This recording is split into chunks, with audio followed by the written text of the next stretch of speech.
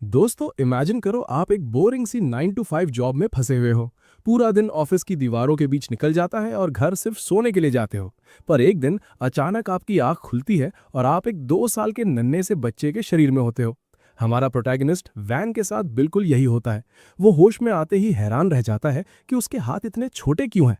बिना वक्त गवाए वो पूरे कमरे में दौड़ने लगता है ये समझने के लिए कि आखिर ये हो क्या रहा है।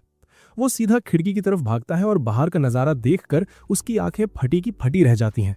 एक शानदार मिडीवल कासल और एक पूरा शहर उसके सामने था। तभी उसकी मेड टिल घबराते हुए अंदर आती है। उसे लगता है कि वैन शायद खिड़की से बिना पैराशूट के स्काई डाइव करने का प्लान बना रहा है। वो उसे तुरंत नीचे उतारती है और डांटती है कि वहां खड़ा होना डेंजरस है। वैन बड़े आराम से कहता है कि वो बस सीनरी देखकर इतना खो गया था कि खुद को रोक नहीं पाया। टिल बेचारी शॉक में आ जाती है क्योंकि एक 2 साल का बच्चा इतनी फ्लुएंट इंग्लिश कैसे बोल रहा है। इस उम्र में तो इसे स्किबिडी टॉयलेट और फोर्टनाइट वाला ब्रेन रॉट देखना चाहिए था। जीनियस और रीइंकारनेशन। तभी वैन को धुंधली सी यादें आने लगती हैं कि वो पहले भी यहाँ रह चुका है। वो सोचा थोड़ा रिकैप कर ही लिया जाए, तो वो टिल को बताता है कि उसका नाम वैन नेफर्टियो है और उसके पिता मार्किस जाउपा है। यही नहीं, उसे अपने तीनों बड़े भाइयों के नाम भी याद है। टिल को लगता है कि भाई ये बच्चा तो न्यूटन का दूसरा रूप है। ब्रेकफास्ट का वक्त होता है और तीन तीन मेड्स वैन को घेर लेती हैं उसे खाना खिलाने के लिए, क्योंकि वो है ही इतना क्यूट। वैन को ये अटेंशन काफी पसंद आ रही है। भले ही शरीर बच्चे का है पर दिमाग तो वही मिडिल एज्ड ठरकी वाला है ना। अचानक वैन के पिता जाउपा अपने बेटों से उनके दिन भर के प्लान्स पूछते हैं। बाकी सब तो अपनी पढ़ाई लिखाई के बारे में बताते हैं। फिर जाउपा वैन की तरफ मुड़ते हैं और पूछते हैं कि उसका क्या प्लान है।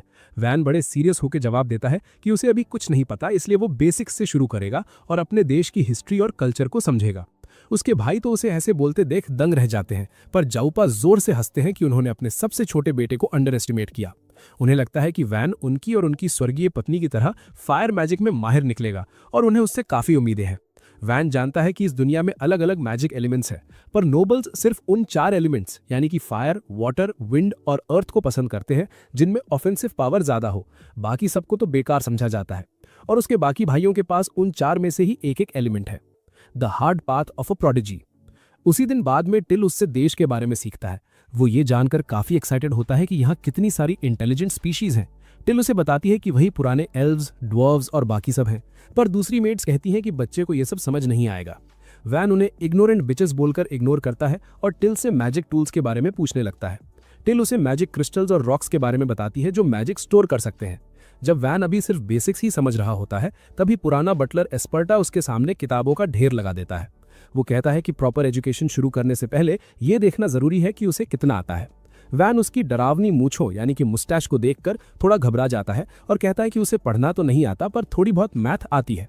बटलर एकदम बेसिक सवाल पूछता है, 3 + 5 कितने होते हैं? जब वैन बिना उंगलियों पर गिने जवाब दे देता है तो बटलर इतना इंप्रेस हो जाता है कि वो खुद उसे पढ़ाने का फैसला करता है। वैन समझ जाता है कि अब उसकी बैंड बजने वाली है, और होता भी वही है। एस्पर्टा उसे सुबह से शाम तक पढ़ाता है, पर इसका फायदा ये होता है कि वैन सिर्फ कुछ ही हफ्तों में लिखना और पढ़ना सीख जाता है। Swords, skills and social status. वक्त गुजरता है और जब वैन 4 साल का होता है तो उसकी स्वर्ड्समैनशिप ट्रेनिंग शुरू होती है। उसका पहला पार्टनर टिल होती है जो ऐसे डॉज करती है जैसे उसे वैन की लकड़ी की तलवार से एलर्जी हो। एक भी शॉट ना मार पाने की वजह से वैन घुटनों के बल गिर जाता है और टिल उसे चढ़ाती है कि वो जीत गई। वैन गुस्से में उसके पीछे भागता है, पर बाकी जलन वाली मेड्स टिल को पकड़ लेती हैं क्योंकि उनके हिसाब से वो एक नोबल की बेइज्जती कर रही हैं। वो वैन से कहती हैं कि उसे सजा दो, पर वैन कहता है कि कोई बात नहीं। पर मेड्स की सुई वहीं अटकी रहती है, तो वैन बस टिल के माथे पर एक हल्का सा फ्लिक करता है और कहता है कि लो, इंसाफ हो गया। अगले 1 साल तक वैन तलवारबाजी पर फोकस करता है। 5 साल की उम्र तक वो सीनियर स्टूडेंट्स को भी हरा देता है, क्योंकि वो तो बेचारे बच्चे हैं और ये एक मैच्योर दिमाग वाला आदमी। बाकी स्टूडेंट्स हैरान है कि वैन ना सिर्फ कॉम्बैट में जीनियस है, बल्कि उन जैसे लोअर स्टेटस वाले लोगों के साथ भी कितना तमीज से पेश आता है। तभी नाइट कमांडर का डेप्यूटी डी वहां आता है और वैन के हाथ चेक करता है। वो देखता है कि वैन के हाथ बहुत स्मूथ है, कोई निशान यानी कि कैलिसेस नहीं है, तो वो हैरान होता है कि बिना प्रैक्टिस के ये इतना अच्छा कैसे हो गया। वैन बताता है कि वो पढ़ाई में इतना बिजी रहता है कि ट्रेनिंग का वक्त ही नहीं मिलता। तब डी मजे मजे में बता देता है कि मार्किस ने ही एस्पर्टा को ऑर्डर दिया था कि वैन की पढ़ाई को 3 गुना मुश्किल कर दिया जाए। वैन के लिए ये एक शौक था, पर अब उसे समझ आया कि उसकी क्लासेस इतनी लंबी क्यों थीं। डी उसे ऑफर करता है कि अगर वो चाहे तो वो मार्किस से बात करके उसकी पढ़ाई कम करवा देगा ताकि वो देश का सबसे बड़ा स्वॉर्ड्समैन बन सके। वैन कहता है कि उसे दोनों चीजें करनी है, तो डी उसे खुद ट्रेन करने का फैसला करता है। वो कहता है कि वो बच्चा समझकर उस पर रहम खाएगा, पर यह किसी पॉलिटिशियन के वादे से भी बड़ा झूठ था। The outside world calls. D की ट्रेनिंग बहुत ही खतरनाक थी। पर फिर भी वैन अपनी इस नई जिंदगी को एंजॉय कर रहा था। एक और साल बीत गया और अब 6 साल का वैन पूरे इलाके में एक जीनियस के नाम से जाना जाता था। पर किताबों और तलवार के बीच रहकर वो थक गया था। तो एक दिन वो टिल से कहता है कि उसे बाहर जाना है। टिल उसे 2 नाइट्स के साथ मार्केट ले जाती है। वैन अलग अलग तरह की शॉप्स देखकर बहुत खुश होता है। तभी उसकी नज़र एक बड़ी सी बिल्डिंग पर पड़ती है। टिल बताती है कि ये मैरी चेंबर ऑफ कॉमर्स है, जो पूरे देश की सबसे बड़ी कंपनी है। वैन को समझ आता है कि ये इस दुनिया का वॉलमार्ट है। अचानक वो देखता है कि एक आदमी एक गंदे से बच्चे को घसीट रहा है। वो आदमी वैन को कहता है कि इधर मत देखो, कोई तमाशा नहीं चल रहा। ये सुनते ही वैन के नाइट्स अपनी तलवारें निकाल लेते हैं उस आदमी का सर कलम करने के लिए जिसने एक नोबल की इंसल्ट करने की जुर्रत की। भाइयों, वैन उन्हें तुरंत रोक लेता है और उस आदमी से पूछता है कि वो उस बच्चे को ऐसे घसीटकर कहाँ ले जा रहा है। वो घमंडी आदमी बड़े होश में जवाब देता है कि वो अपने ही बेटे को स्लेवरी में बेचने जा रहा है और कोई उसे रोक नहीं सकता। वैन के लिए ये न्यूज़ किसी झटके से कम नहीं थी, पर टिल उसे समझाती है कि इस दुनिया में गरीब लोग अक्सर थोड़े एक्स्ट्रा कैश के लिए अपने बच्चों को बेच देते हैं। वैन को ये सुनकर घिन आती है, पर इससे पहले कि वो कुछ बोल पाता, वहां एक टैंड मम्मी एंट्री मारती है, जो माकी के सबसे छोटे बेटे को देखकर काफी एक्साइटेड हो जाती है। टिल बड़े गर्व से वैन का फैमिली क्रश दिखाती है, जिस पर वो लेडी अपना इंट्रोडक्शन देती है कि उसका नाम रोजली है और वो मैरी चेंबर ऑफ कॉमर्स से है। वैन बिना टाइम वेस्ट किए रोजली से पूछता है कि उस नीले बालों वाले लड़के की कीमत क्या होगी। रोजली एक नजर उस बच्चे पर डालती है और उसके बाप से पूछती है कि क्या इसके पास कोई मैजिक एट्रीब्यूट है। बाप जवाब देता है कि इसके पास चोरी करने वाला मैजिक है। तो रोजली कहती है कि भाई, इसके तो सिर्फ 3 बड़े सिल्वर कॉइन्स ही मिलेंगे। ये सुनकर वो बुद्धा हरामी गुस्से में आ जाता है और अपने बेटे को लातों से पीटने लगता है, ये कहकर कि तू इतना यूजलेस है कि तेरी कीमत तो सोफी रेन के मंथली ऑमलेट सब्सक्रिप्शन से भी कम है। रोजली उसे थोड़ा रहम करने को कहती है, पर वो उसे किसी और दुकान पर ले जाने की जिद करता है ताकि बेहतर रेट मिल सके। तभी वैन बीच में आकर ऑफर देता है कि वो उस लड़के को 5 सिल्वर कॉइन्स में खरीद लेगा और वो लालची बुद्धा तुरंत मान जाता है। वैन उस लड़के को आजाद करता है और उसका नाम पूछता है। वो लड़का बिना डरे वैन का हाथ पकड़कर खड़ा होता है और अपना नाम काम बताता है। वैन उसे कहता है कि अब तुम जहां चाहो जा सकते हो, पर टिल हैरान होकर पूछती है कि अभी तो इसे खरीदा है, तो इसे जाने क्यों दे रहे हो। वैन कहता है कि वो बस उसकी मदद करना चाहता था। फिर उसे पता चलता है कि काम का इस दुनिया में कोई नहीं है, तो वो उसे अपने मैंशन ले जाने का फैसला करता है। पर नाइट्स उसे समझाते हैं कि बिना किसी पहचान के वो उसे मैंशन नहीं ले जा सकते, उसे एक स्लेव की तरह ही साथ रखना पड़ेगा। अब वैन तो ठहरा मॉडर्न दिमाग वाला बंदा जो स्लेवरी से नफरत करता है। उसे ये सुनकर दुख होता है, पर जब काम खुद इसके लिए राजी हो जाता है तो वैन मान जाता है। रोजली उन्हें रोकती है और कहती है कि कॉन्ट्रैक्ट फाइनलाइज करना पड़ेगा। वो दोनों का हाथ पकड़ती है और एक स्पेल कास्ट करती है, जिससे काम के हाथ के पीछे एक टैटू बन जाता है। ये इस बात का सबूत था कि अब वो वैन का सेवक है। वैन काम को मैंशन ले आता है और वो जल्द ही एक लॉयल और टैलेंटेड सर्वेंट बन जाता है। एक दिन काम वैन के पास आता है और बताता है कि डी उसे ढूंढ रहा है। वैन उसे एक कुकी की रिश्वत देता है ताकि वो डी से झूठ बोल दे कि वैन यहाँ नहीं है। काम कुकी तो खा लेता है, पर कहता है कि डी को पता है आप यहीं हो। फिर भी वैन उसे कहता है कि कोई ना कोई कहानी पका देना। तभी वैन नोटिस करता है कि काम ने वो ग्लव्स नहीं पहने जो उसने दिलाए थे। काम कहता है कि वो अपना टैटू दुनिया को दिखाना चाहता है, क्योंकि ये सबूत है कि वो वैन की सेवा करता है। पर जैसे ही वैन कहता है कि उसे उसका ग्लव्स पहनना ज्यादा पसंद आएगा, काम तुरंत मान जाता है। तभी डी दरवाजा खटखटाता है और काम बाहर जाके कह देता है कि वैन यहाँ नहीं है। डी कहता है कि अभी एक नौकर ने उसे अंदर जाते देखा है।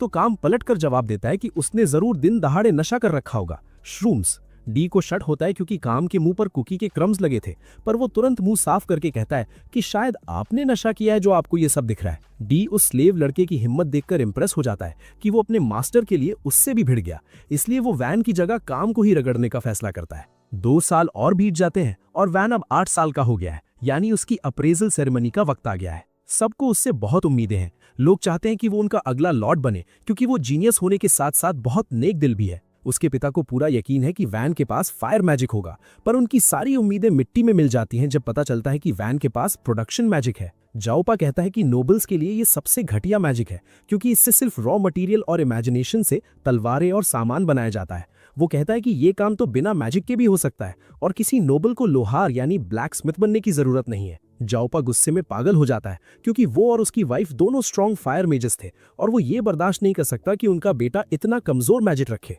वो अपनी तलवार निकाल लेता है और कहता है कि उसे ये गलती पहले ही सुधार लेनी चाहिए थी। वैन डर के मारे जम जाता है, पर इससे पहले कि उसके पिता उस पर हमला करे, उसका सबसे बड़ा भाई मीरसिया बीच में आ जाता है। वो सुझाव देता है कि उनके टेरिटरी में एक पिछड़ा हुआ गांव है जो अभी तक डेवलप नहीं हुआ, तो क्यों ना वैन को वहां का लॉर्ड बनाकर भेज दिया जाए।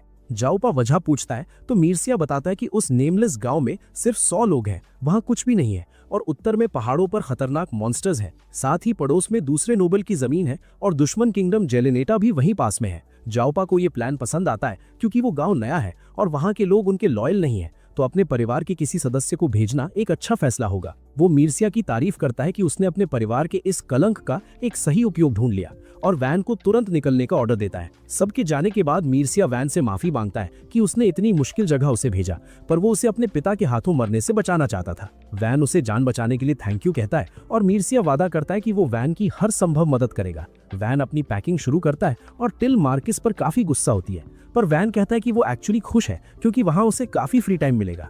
जब सामान कैरेज में लोड हो रहा होता है, वैन सोचता है कि उसके पिता ने उसे कोई नाइट नहीं दिया और मीर्सिया को गार्ड्स हायर करने पड़े।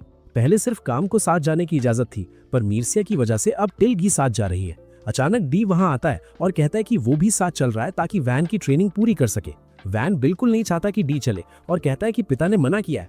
डी कहता है कि उसे ऐसी कोई खबर नहीं मिली और वो अपने साथ 2 और नाइट्स भी लाता है। यही नहीं, बटलर एस्पार्टा भी वहां आ जाता है और बताता है कि उसने मैंशन से अर्ली रिटायरमेंट ले लिया और अब वो वैन के साथ चलकर उसे पढ़ाना जारी रखेगा। जैसे ही कैरेज आगे बढ़ना शुरू करती है, वैन थोड़ा उदास महसूस करता है क्योंकि उसके बाप ने उसे इतनी खुफिया तरीके से शहर से निकाला है कि वो अपना फैमिली क्रेस्ट तक यूज नहीं कर सकता। पर भाई ट्विस्ट तो देखो, पूरा शहर उसे विदा करने के लिए इकट्ठा हो गया है क्योंकि नाइट्स ने बड़े बड़े बैनर्स उठा रखे हैं जिन पे लिखा है कि वैन जा रहा है। वैन ये देखकर पैनिक हो जाता है और पूछता है कि ये सब क्या नौटंकी है। नाइट्स बताते हैं कि वो बस डी के ऑर्डर्स फॉलो कर रहे हैं और जब तक वो नहीं बोलता बैनर्स नीचे नहीं होंगे। पर प्रॉब्लम ये है कि डी अभी घोड़े बेचकर सो रहा है। खैर, पूरा शहर वैन को बाय बाय कहता है और वैन उनसे वादा करता है कि वो एक दिन जरूर वापस आएगा। थोड़ी देर बाद वैन एक छोटी सी लकड़ी की टहनी यानी ट्विग उठाता है और अपना प्रोडक्शन मैजिक यूज करके उसे एक असली तलवार में बदल देता है।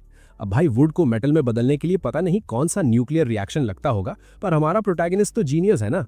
काम और टिल ये देखकर दंग रह जाते हैं और वैन कहता है कि वो बस ये चेक कर रहा था कि इस बेकार कहे जाने वाले मैजिक का कोई ढंग का यूज है या नहीं।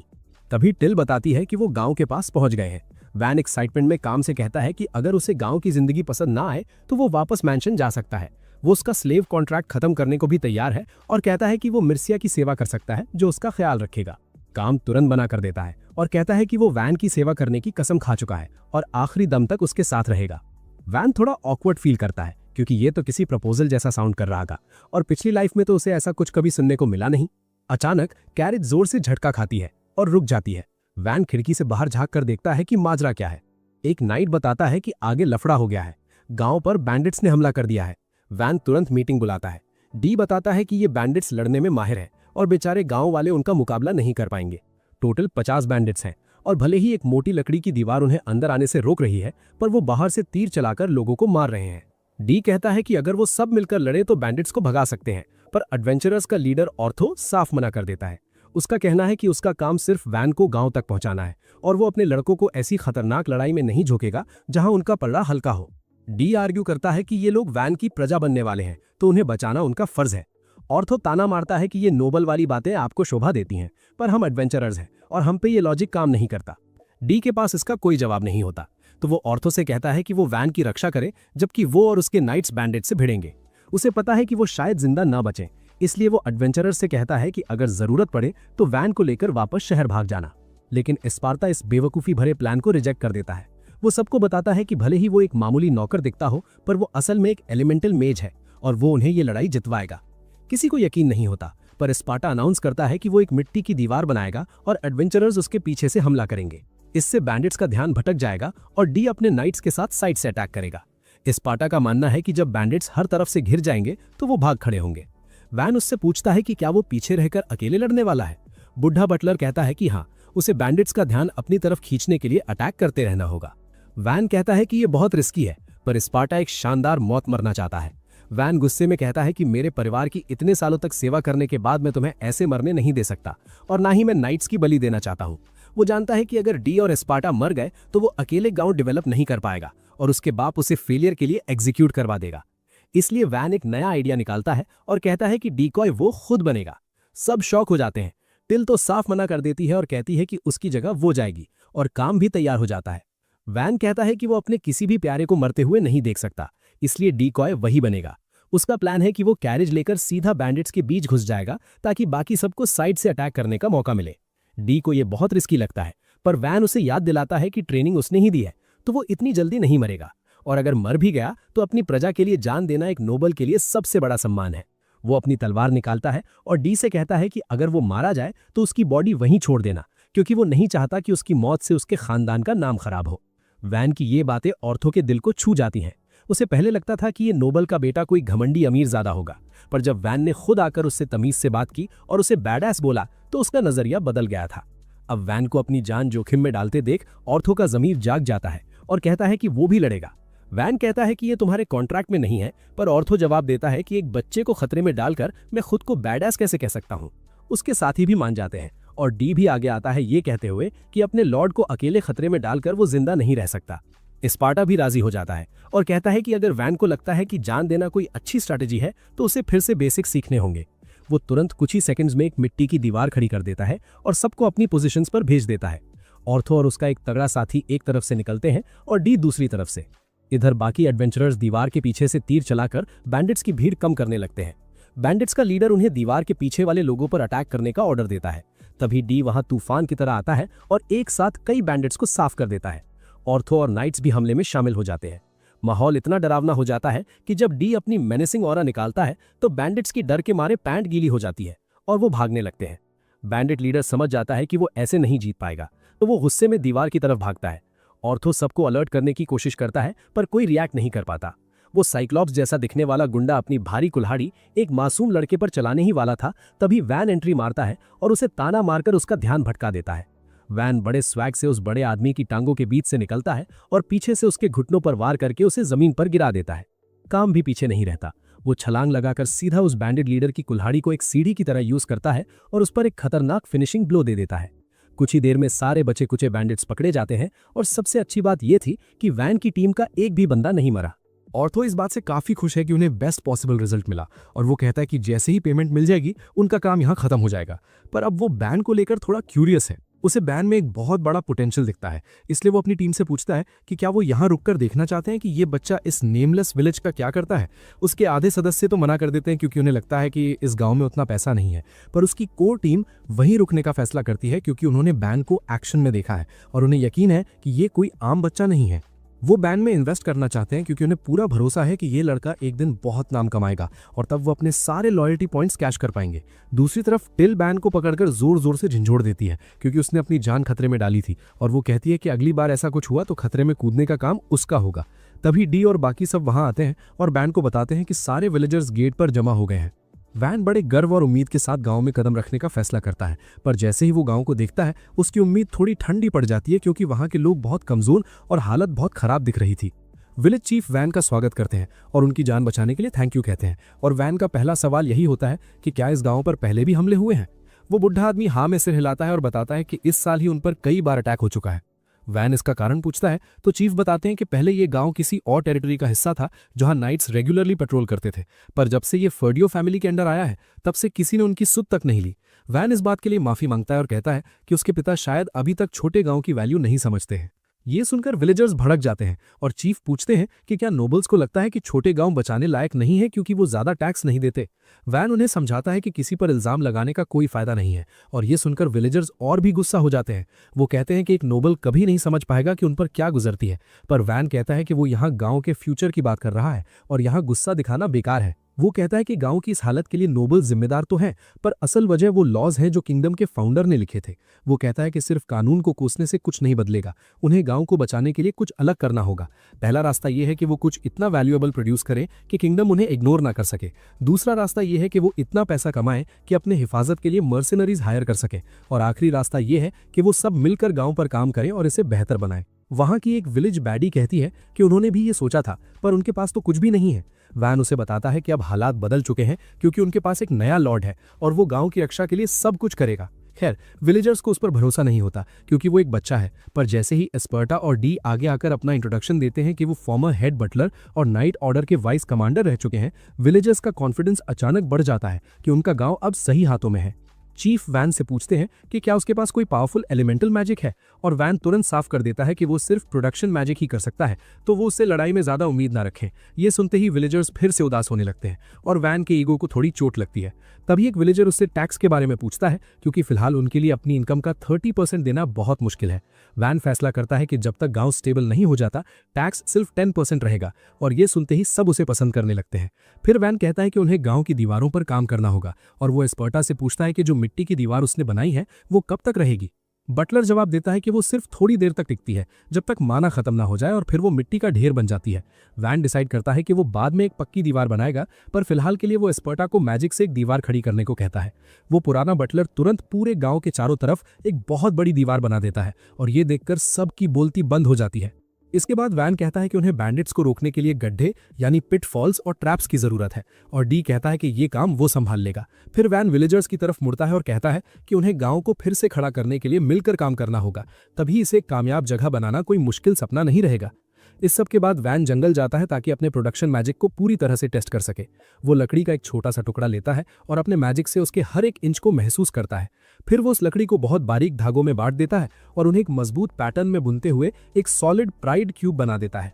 टिल और काम पूछते हैं कि ये क्या है, तो वैन बताता है कि ये एक नैनो मटेरियल क्यूब है जो बहुत ही ज्यादा मजबूत है। वो ऐसे ढेर सारे क्यूब्स बना देता है, और तभी वहां से ऑर्थो और उसके दोस्त गुजरते हैं। वो उन चमकदार आरजीबी क्यूब्स को देखकर क्यूरियस हो जाते हैं। ऑर्थो पूछता है कि क्या वो एक ब्लॉक को काटने की कोशिश कर सकता है।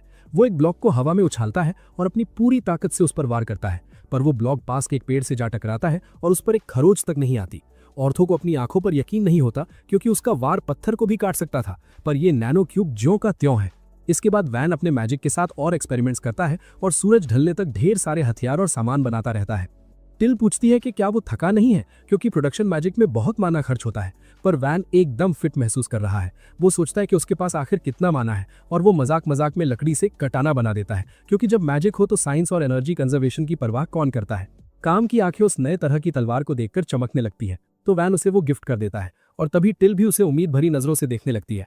वैन उसे कुल्हाड़ी देता है, पर टिल बिल्कुल खुश नहीं होती, क्योंकि उस पर एक डरावना स्कल डिजाइन था जो उसके क्यूट वाइब के साथ मैच नहीं कर रहा था। रात को जब टिल और काम सो जाते हैं, वैन कैंप फायर के सामने बैठा रहता है। उसे नींद नहीं आ रही। सफर और लड़ाई की वजह से वो थका हुआ महसूस कर रहा है, और उसे गंदा भी लग रहा है, क्योंकि उसने कई दिनों से नहाया नहीं है। वो सोचता है कि उसके सर्वेंट्स भले ही नॉर्मल एक्ट कर रहे हैं, पर वो भी थक गए होंगे, और गांव पर काम शुरू करने से पहले उसे कुछ बेसिक फैसिलिटीज चाहिए। तो अगले दिन वैन एक खुली जगह पर नैनो क्यूब्स का ढेर लगाना शुरू करता है ताकि उनसे घर बना सके। विलेजर्स वहां इकट्ठा हो जाते हैं ये देखने के लिए कि वो क्या कर रहा है, और खुद वैन को भी यकीन नहीं है कि वो इतनी बड़ी चीज बना पाएगा या नहीं। फिर भी वो पूरे फोकस के साथ घर बनाने के हर एक स्टेप और डिटेल पर ध्यान लगाता है। सबसे पहले वो मजबूत पिलर्स खड़े करता है जो छत का पूरा बोझ उठा सकें, और फिर उनके चारों तरफ दीवारें बनाना शुरू करता है। इसके बाद वो डोर्स और विंडोज के साथ और भी रूम्स बनाता है, और आखिर में रूफ डालकर बिल्डिंग को पूरा कर देता है।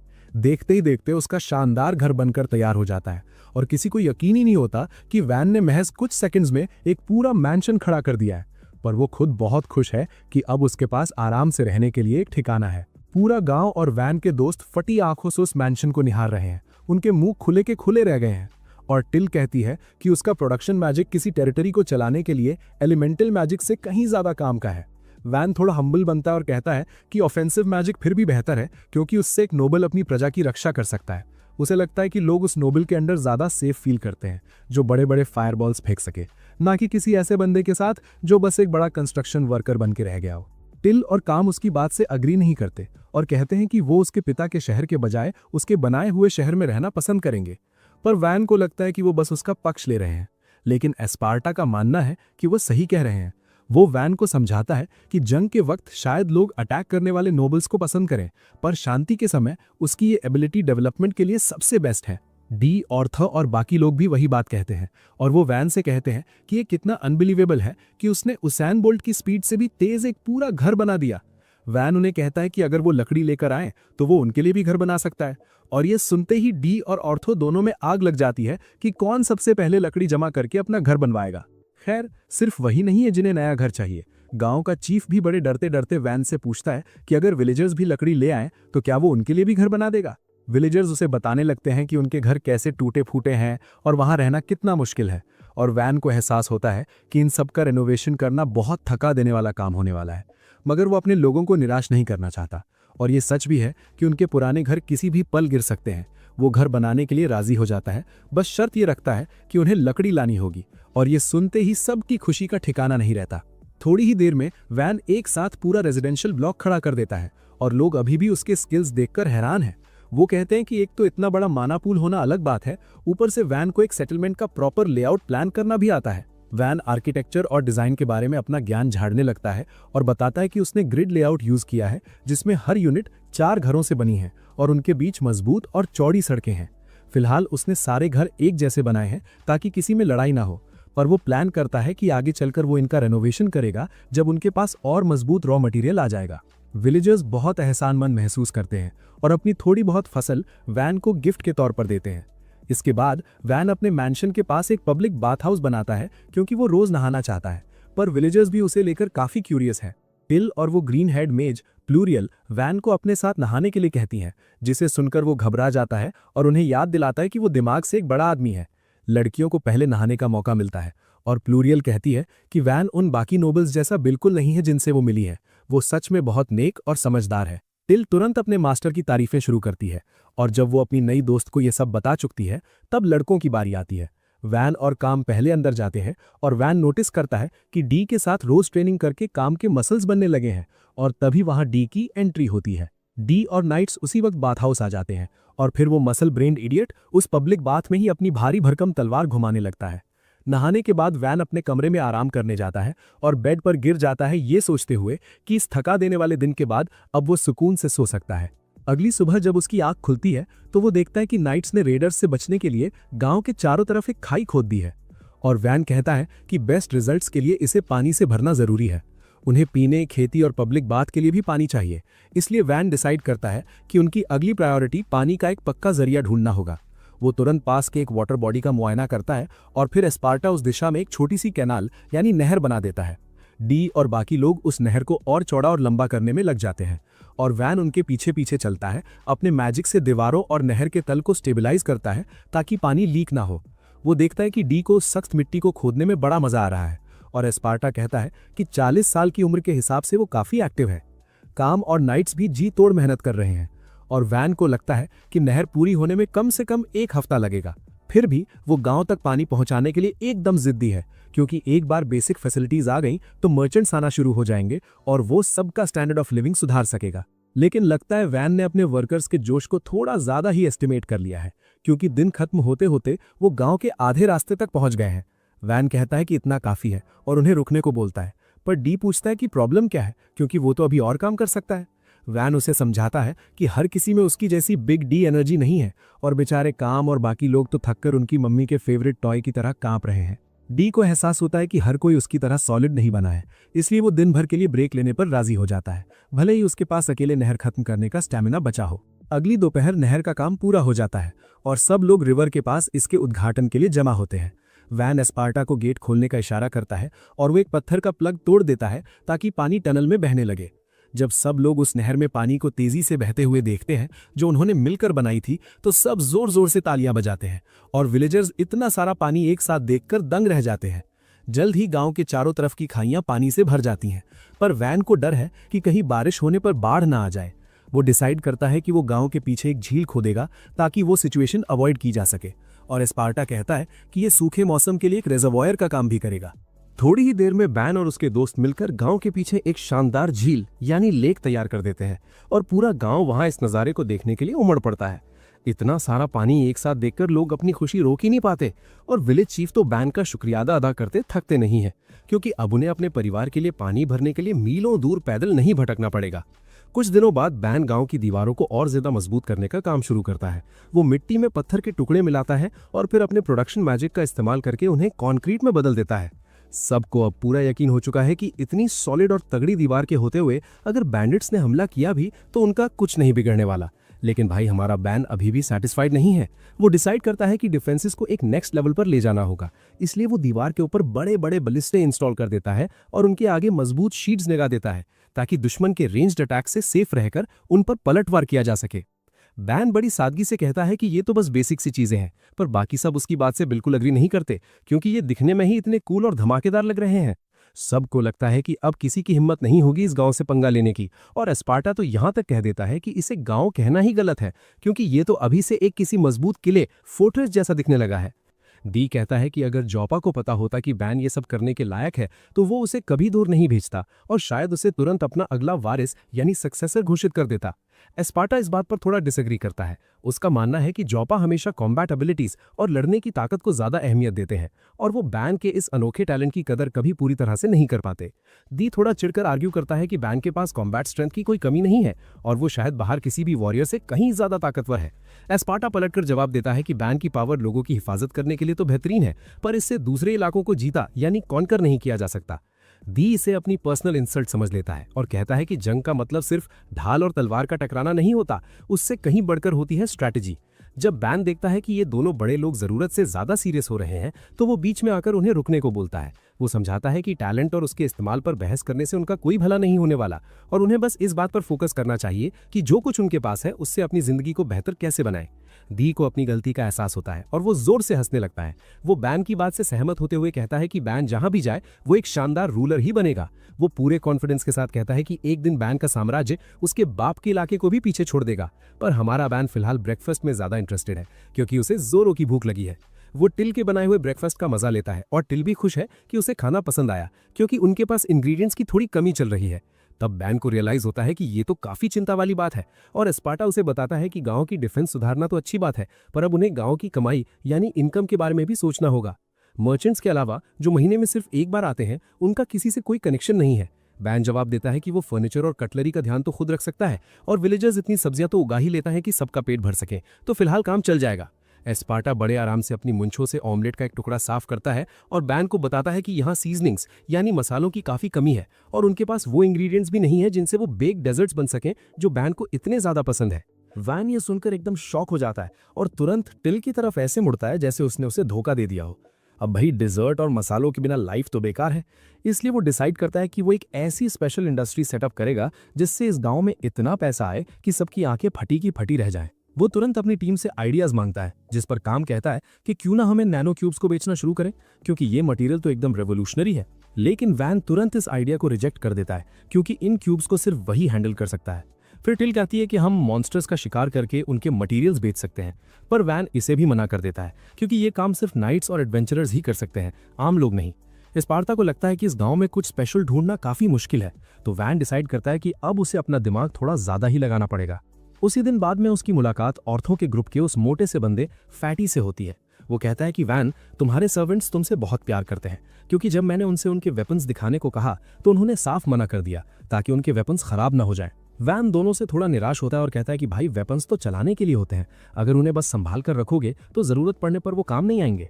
वैन उन्हें एनकरेज करता है कि अपने हथियार चलाओ। तभी वो मोटू एडवेंचरर और क्लेदर से बनी अपनी एक ढाल निकालता है। वो बड़े चौड़ में कहता है कि ये शील्ड बहुत मजबूत है और इससे वो उनके वेपन्स की पावर चेक कर सकता है, इसलिए वो उन्हें अटैक करने को कहता है। काम थोड़ा हिचकिचाते हुए मान जाता है और अपनी कटाना से उस ढाल पर एक हल्का सा टैप करता है। मिस्टर प्लस साइज्ड हंसते हुए कहता है कि ओए थोड़ा जोर तो लगाओ, ये कोई अटैक थोड़ी है। पर अगले ही पल उसकी फटकर हाथ में आ जाती है जब वो देखता है कि उसकी ढाल का एक हिस्सा कटकर नीचे गिर गया है। उसे यकीन ही नहीं होता कि उसकी इतनी महंगी ढाल एक झटके में बर्बाद हो गई। और ऊपर से वैन उसे बताता है कि वो तलवार जो मेटल की दिख रही है वो असल में सिर्फ लकड़ी वुड से बनी है। ये सुनकर वो मोटू बंदा बच्चों की तरह रोने लगता है, पर वैन तुरंत अपने मैजिक से उसकी शील्ड फिक्स कर देता है। तभी ऑर्थो वहां आता है और वैन से पूछता है कि क्या वो कुछ वैल्यूएबल ओर्स खरीदना चाहेगा। वैन देखकर दंग रह जाता है कि वो रेयर मिनरल से भरी एक पूरी गाड़ी लेकर आया है। ऑर्थो समझाता है कि गांव के पास जो पहाड़ है वो ओर्स से भरे पड़े हैं और उन्हें ज्यादा दूर जाने की जरूरत भी नहीं पड़ी। उसके पास iron ore, copper ore, silver ore है और थोड़ा सा सोना भी, पर सबसे कीमती चीज थी मिथ्रिल ओर, जिसे देखकर वैन पागल ही हो जाता है। वो हैरान है कि पहले किसी ने इन रिसोर्सेज को ढूंढा क्यों नहीं। तो ऑर्थो कहता है कि ये जगह इतनी दूर और इनकन्वीनियंट है कि किसी ने यहाँ आने की जहमत ही नहीं उठाई। इसके बाद वैन आयरन ओर पर काम शुरू करता है और उसे भी नैनो क्यूब में बदल देता है। वो मोटो एडवेंचरर ये देखकर एक्साइटेड हो जाता है और वैन से पूछता है कि क्या वो इससे तलवारें बना सकता है। वैन को उसकी शील्ड तोड़ने का अभी भी थोड़ा बुरा लग रहा था, इसलिए वो उसके लिए एक स्वॉर्ड बनाने को राजी हो जाता है। वो बंदा उससे एक शॉर्ट स्वॉर्ड और एक लॉन्ग स्वॉर्ड मांगता है। वैन पहले शॉर्ट स्वॉर्ड बनाता है और पूरे फोकस के साथ हर डिटेल इमेजिन करता है कि वो ड्यूरेबल, शार्प और दिखने में एकदम शानदार हो। वो एडवेंचरर स्वॉर्ड देखकर झूम उठता है और बाकी सब उसे घेर लेते हैं, जबकि वैन उसी डिजाइन की एक लॉन्ग स्वॉर्ड भी तैयार कर देता है। ये देखकर बाकी एडवेंचरर्स के तो होश ही उड़ जाते हैं और वो सब वैन के पीछे पड़ जाते हैं कि उन्हें भी ऐसी ही तलवारें चाहिए। लेकिन क्योंकि ओर्स वही लाए थे, वैन डिसाइड करता है कि वो सबके लिए एक एक स्वॉर्ड बनाएगा। तभी प्लूरियल कहती है कि ये तलवारें मार्केट में बहुत महंगी बिक सकती हैं। वैन सोचता है कि अगर वो मिथ्रिल से स्वॉर्ड्स बनाए तो शायद कीमत और भी ज्यादा मिलेगी। तभी एस्पार्टा वहां पहुंचता है। वो मिथ्रिल और चेक करके बताता है कि ये बहुत रेयर है और अगर ये पहाड़ों के बाहर जंगल में ही मिल गया है तो इसका साफ मतलब है कि आसपास कोई डंजन है। वो समझाता है कि अगर यहाँ डंजन मिल गया तो ये गांव रातों रात फेमस हो जाएगा और हजारों लोग रोज यहाँ आने लगेंगे। ये इकोनॉमी के लिए तो अच्छा है, पर वैन जानता है कि फिलहाल वो इतने लोगों का बोझ नहीं उठा सकते। ऊपर से उसे डर है कि डंजन के लालच में दुश्मन देश या पड़ोसी नोबल्स उन पर हमला कर देंगे। प्लूरियल कहती है कि अगर डंजन मिल गया तो वैन के पिता तुरंत नाइट्स भेजेंगे इस पर कब्जा करने के लिए। वैन दुखी होकर कहता है कि उसके पिता ने तो उसे डिसोन कर दिया है, तो अगर ये गांव इंपॉर्टेंट बन गया तो उसे फिर से कहीं और भेज दिया जाएगा। प्लूरियल अब समझ जाती है कि वैन पहले इस गांव को एक मजबूत टेरिटरी बनाना चाहता है, इससे पहले कि वो डंजन की खबर बाहर फैलाए। ऑर्थो वादा करता है कि वो उस तरफ नहीं जाएंगे जहां डंजन हो सकता है और उसके दोस्त भी मान जाते हैं। वैन उनका शुक्रिया अदा करता है कि उन्होंने इतना बड़ा राज छुपाया, भले ही डंजन ढूंढने में उनका ज्यादा फायदा होता। कुछ ही वक्त में वैन बेहतर मटेरियल से गांव का हुलिया बदल देता है, पर टिल को फिक्र है कि वो जरूरत से ज्यादा काम कर रहा है। तभी एक विलेजर भागता हुआ आता है और चिल्लाता है कि आर्मर्ड लिजर्ड मॉन्स्टर्स का एक झुंड गांव की तरफ बढ़ रहा है। वैन तुरंत सबको दीवारों के अंदर आने का ऑर्डर देता है और गेट लॉक कर देता है। विलेजर्स उन मॉन्स्टर्स को देखकर कांप रहे हैं, पर वैन उन्हें हौसला देता है कि अगर वो साथ मिलकर लड़ें तो वो किसी भी मुश्किल को हरा सकते हैं। वैन की बातों से सब मोटिवेट हो जाते हैं और कसम खाते हैं कि वो अपने गांव की हिफाजत के लिए आखिरी दम तक लड़ेंगे। वैन तुरंत उन्हें दीवारों पर जाने और बलिस्टे संभालने को कहता है। काम उसे बताता है कि ऑर्थो और उसका ग्रुप शिकार पर गए हैं, इसलिए किसी को कमान संभालनी होगी और वैन खुद अपने सिटीजन्स के साथ ऊपर जाने का फैसला करता है, पर टिल रोते हुए उसका हाथ पकड़ लेती है। वैन भले ही कोई सिंप ना हो, पर वो उसे दुख नहीं देना चाहता, इसलिए वो डी से कहता है कि वो ऊपर जाए और उसे रियल टाइम सिचुएशन बताता रहे, जबकि वो खुद जमीन पर रहकर ऑर्डर्स देगा। डी उसका ऑर्डर मानता है और तुरंत दीवार पर चढ़ता है, पर सामने का नजारा देखकर उसके भी होश उड़ जाते हैं। वो डी को बताता है कि लगभग 40 आर्मर्ड लिजर्ड्स उनकी तरफ बढ़ रही हैं और भाई उनकी ऊंचाई 8 मीटर्स के आसपास है, यानी फ्रीडम यूनिट्स में समझो तो 3 हाथी एक के ऊपर एक खड़े हों। ये देखकर डी थोड़ा घबरा जाता है क्योंकि बड़े बड़े वेटरन नाइट्स का ग्रुप भी एक अकेली आर्मर्ड लिजर्ड को गिराने में पसीने छोड़ देता है और यहाँ उनके पास गिने चुने ट्रेन फाइटर्स ही हैं। वैन तुरंत कमान संभालता है और उसे जायंट क्रॉसबोज में लोहे के तीर आयरन एरोज लूट करने का ऑर्डर देता है और डी बिना वक्त गवाए आगे बढ़ जाता है। उसके नाइट्स उसे वार्न करते हैं कि इन लिजर्ड्स की स्किन इतनी सख्त है कि नॉर्मल हथियार उनके स्केल्स को खरोच तक नहीं पाएंगे और डी ये बात अच्छे से जानता है।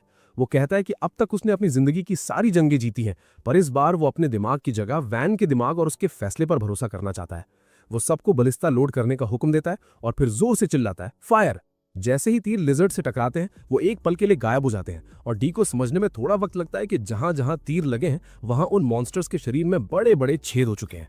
वो आर्मर्ड लिजर्ड्स इनर्शिया की वजह से कुछ सेकंड्स तक आगे बढ़ती हैं और फिर ढेर होकर जमीन पर गिर जाती हैं और पहली बार में गांव वाले 10 लिजर्ड्स को ढेर कर देते हैं। डी वैन के बनाए हथियारों की क्वालिटी देखकर दंग रह जाता है और साथ ही उन विलेजर्स से भी काफी इंप्रेस होता है जो पता नहीं कैसे मेरे कॉल ऑफ ड्यूटी के रैंक्ड मैचेस वाले टीममेट से भी अच्छा एम कर रहे थे। वो सबको राउंड 2 के लिए तैयार होने को कहता है, पर नाइट्स बताते हैं कि अब हर बलिस्ता के लिए सिर्फ एक ही लोहे का तीर बचा है।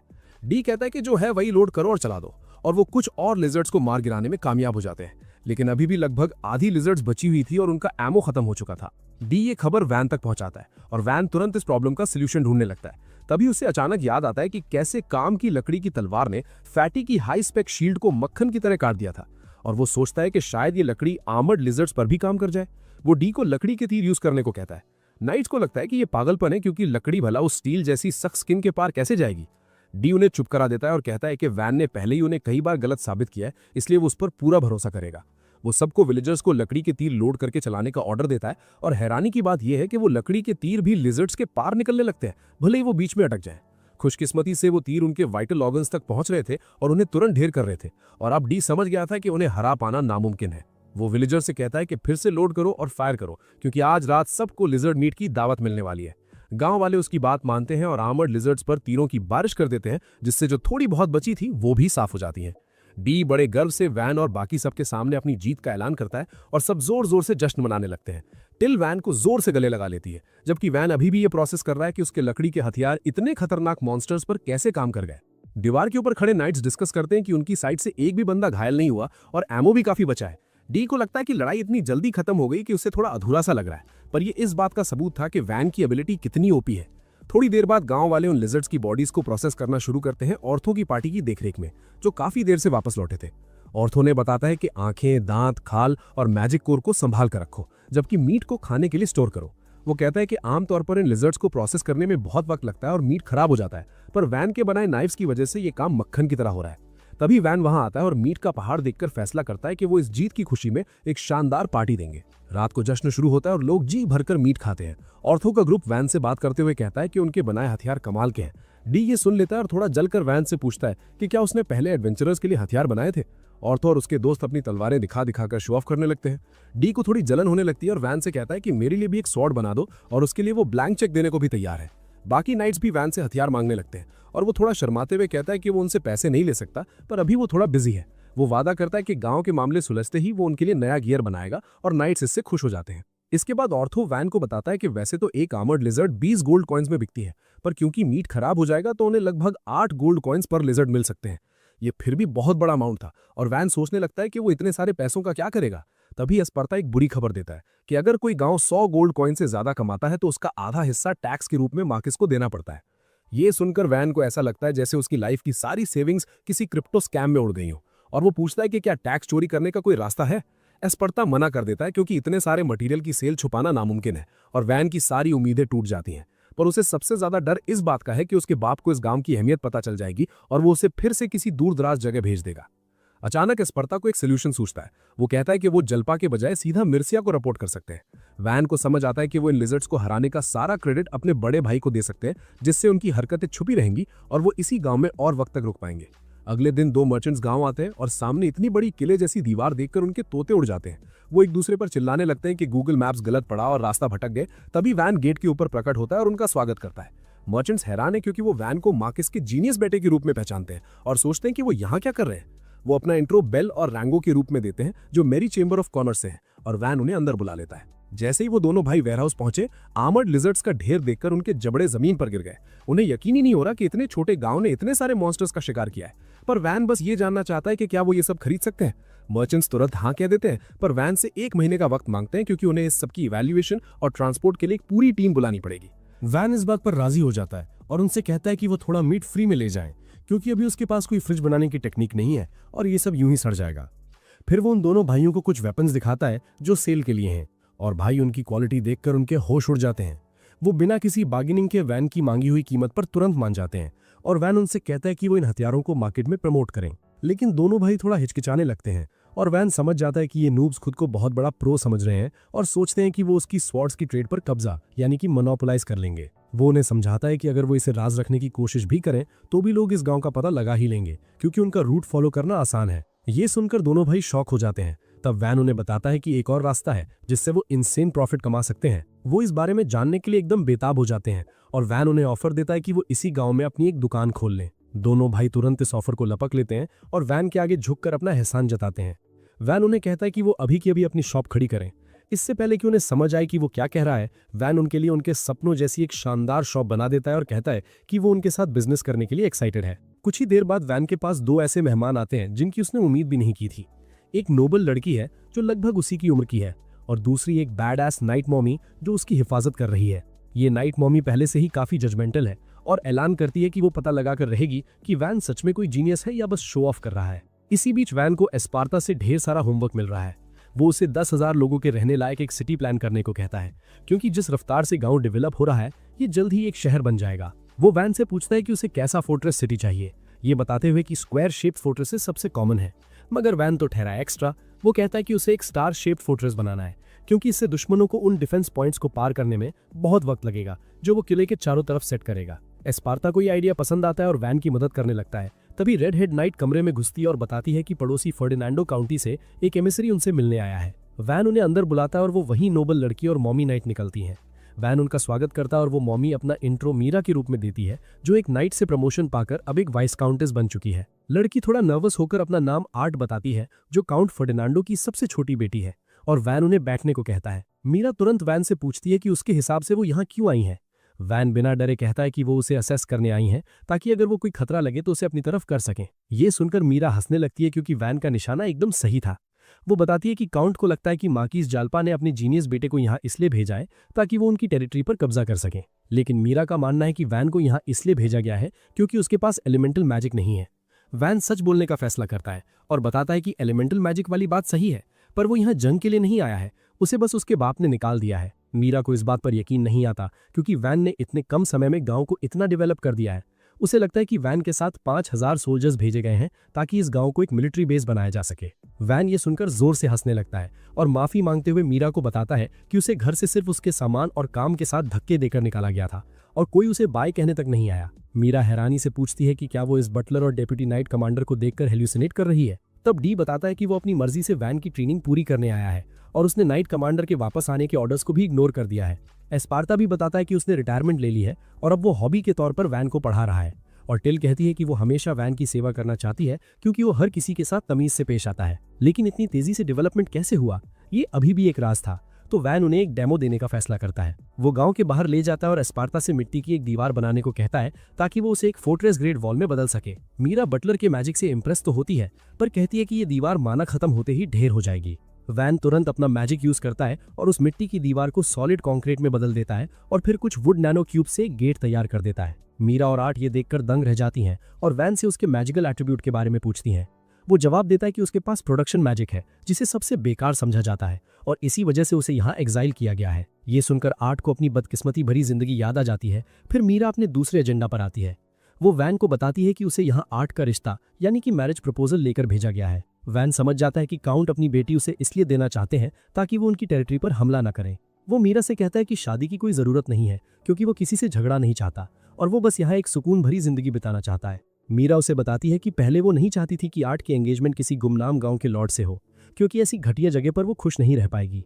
पर वैन का पोटेंशियल और उसका कैरेक्टर देखकर अब वो इस शादी के सपोर्ट में है। वो वैन की इंटेलिजेंस, करिश्मा और उसके विल पावर की तारीफ करने लगती है और कहती है कि अगर ये लीगल होता तो वो खुद उससे शादी कर लेती। वैन एक मॉमी वाइफू का ख्याल से एक्साइटेड तो होता है, पर बदकिस्मती से उसे अभी सिर्फ आर्ट ही मिल सकती है। मीरा आर्ट से पूछती है कि क्या वो वैन से शादी करना चाहती है क्योंकि उसे इससे बेहतर लड़का नहीं मिलेगा। आर्ट शर्मा के कहती है कि वैन एक अच्छा लड़का है, पर उसने अभी शादी के बारे में सोचा नहीं है। वैन भी उसे कहता है कि वो अपना वक्त ले क्योंकि ये उसकी लाइफ का सबसे बड़ा डिसीजन है। मीरा बताती है कि वो रात भर गाँव में ही रुकेंगी ताकि वो आराम से सोच सके।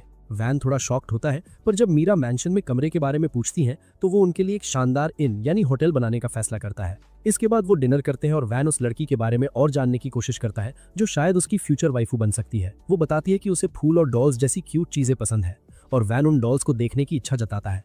आर्ट खुश है कि कोई उसमें इंटरेस्ट ले रहा है और वो अपनी कैरेज में रखी डॉल्स दिखाने के लिए मान जाती है। बाद में वैन उन्हें इन तक छोड़ने जाता है और मीरा उन दोनों बच्चों को अकेला छोड़ देती है ताकि वो बात कर सकें। आर्ट वैन को नाइस गाय बोलकर अपने कमरे की तरफ भाग जाती है। वैन वापस मैंशन आता है जहां एस्पार्टा उसे समझाता है कि क्योंकि काउंट ने अपनी बेटी को एक नेमलेस विलेज के लॉर्ड से शादी के लिए भेजा है, इसका मतलब है कि उसके पास भी कोई एलिमेंटल मैजिक नहीं है। वैन को रियलाइज होता है कि आर्ट को भी उसकी तरह घर से निकाल दिया गया है और वो डिसाइड करता है कि अगर वो चाहे तो गाँव में रुक सकती है, भले ही उनकी एंगेजमेंट ना हो। अगली सुबह टिल और काम वैन को जल्दी में जगाते हैं और वो गुस्से में उनसे वजह पूछता है क्योंकि वो अपने सपने में सिडनी स्विनी को किस करने ही वाला था। टिल उसे समझाती है कि असल जिंदगी में उसके पास इससे कहीं ज्यादा इंपॉर्टेंट काम है और डी और एस्पार्टा पहले ही मौके पर पहुंच चुके हैं।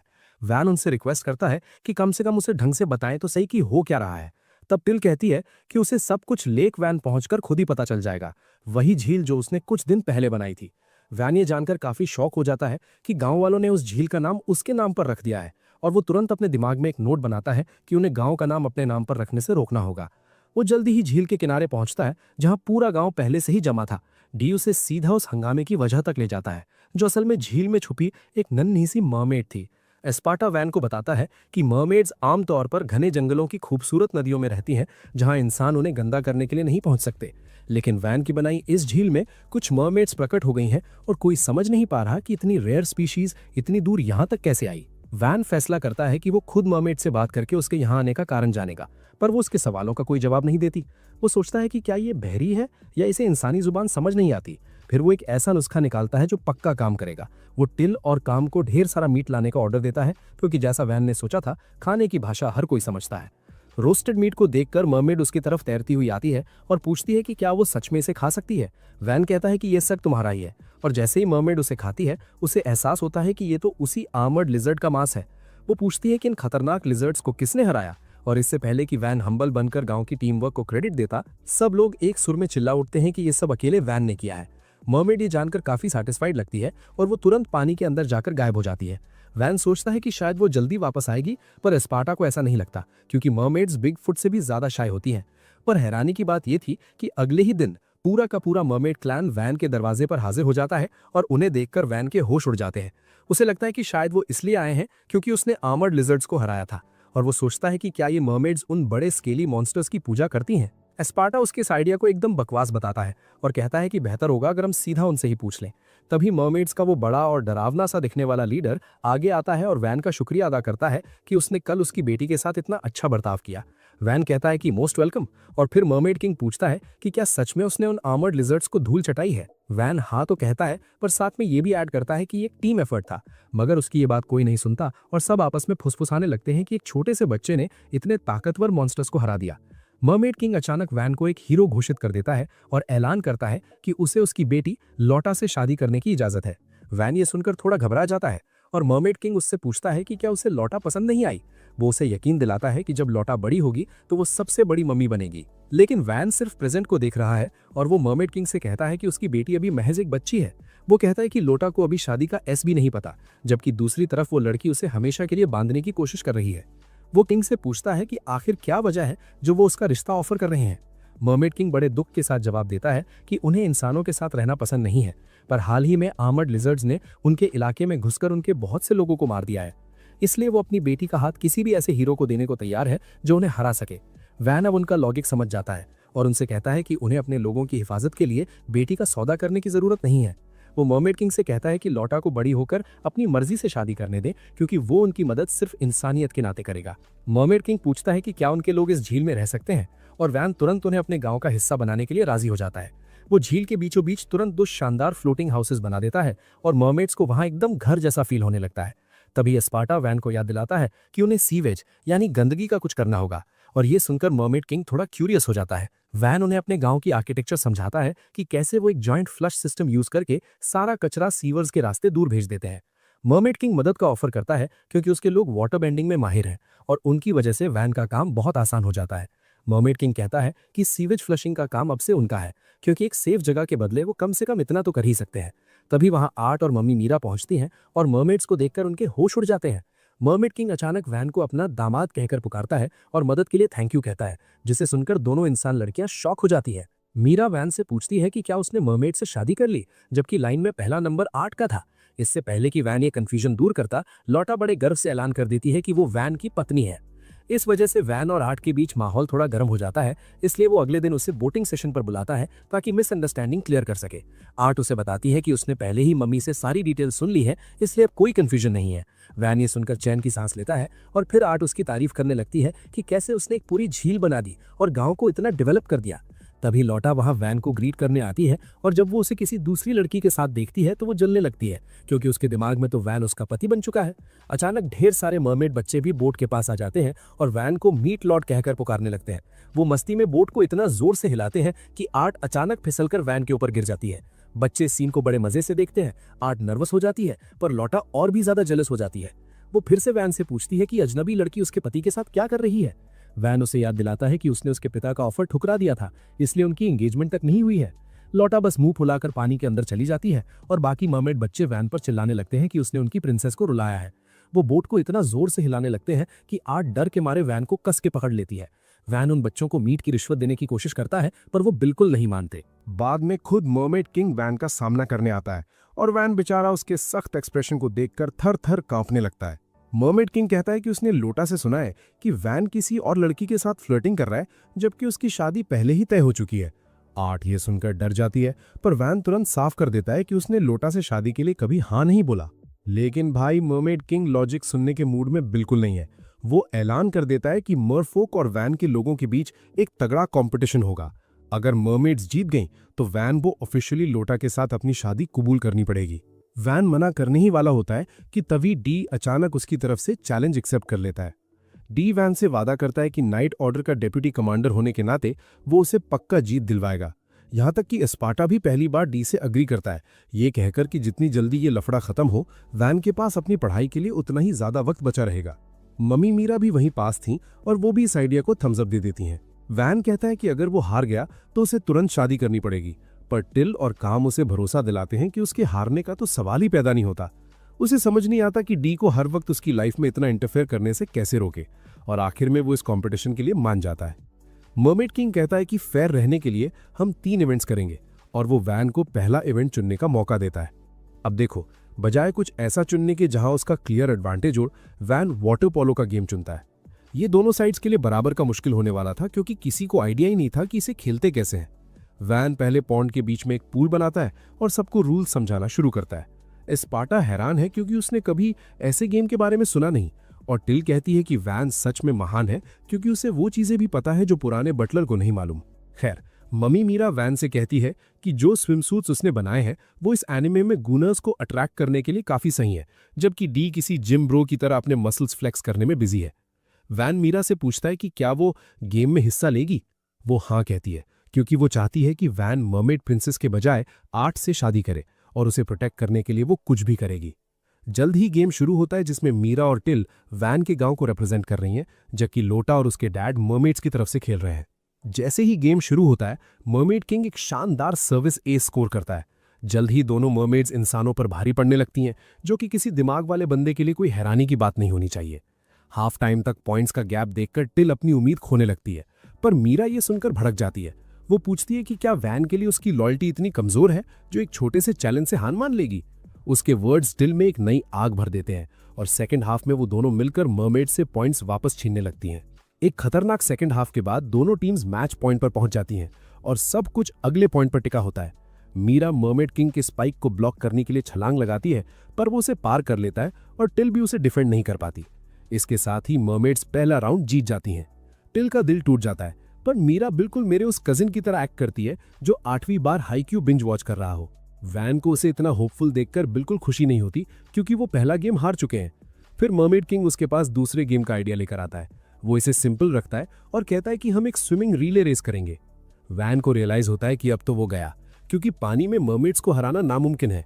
मगर डी कहता है कि ये तो सुपर इजी, बेयरली एन इनकन्वीनियंस, और काम भी टीम में शामिल होने के लिए आगे आता है।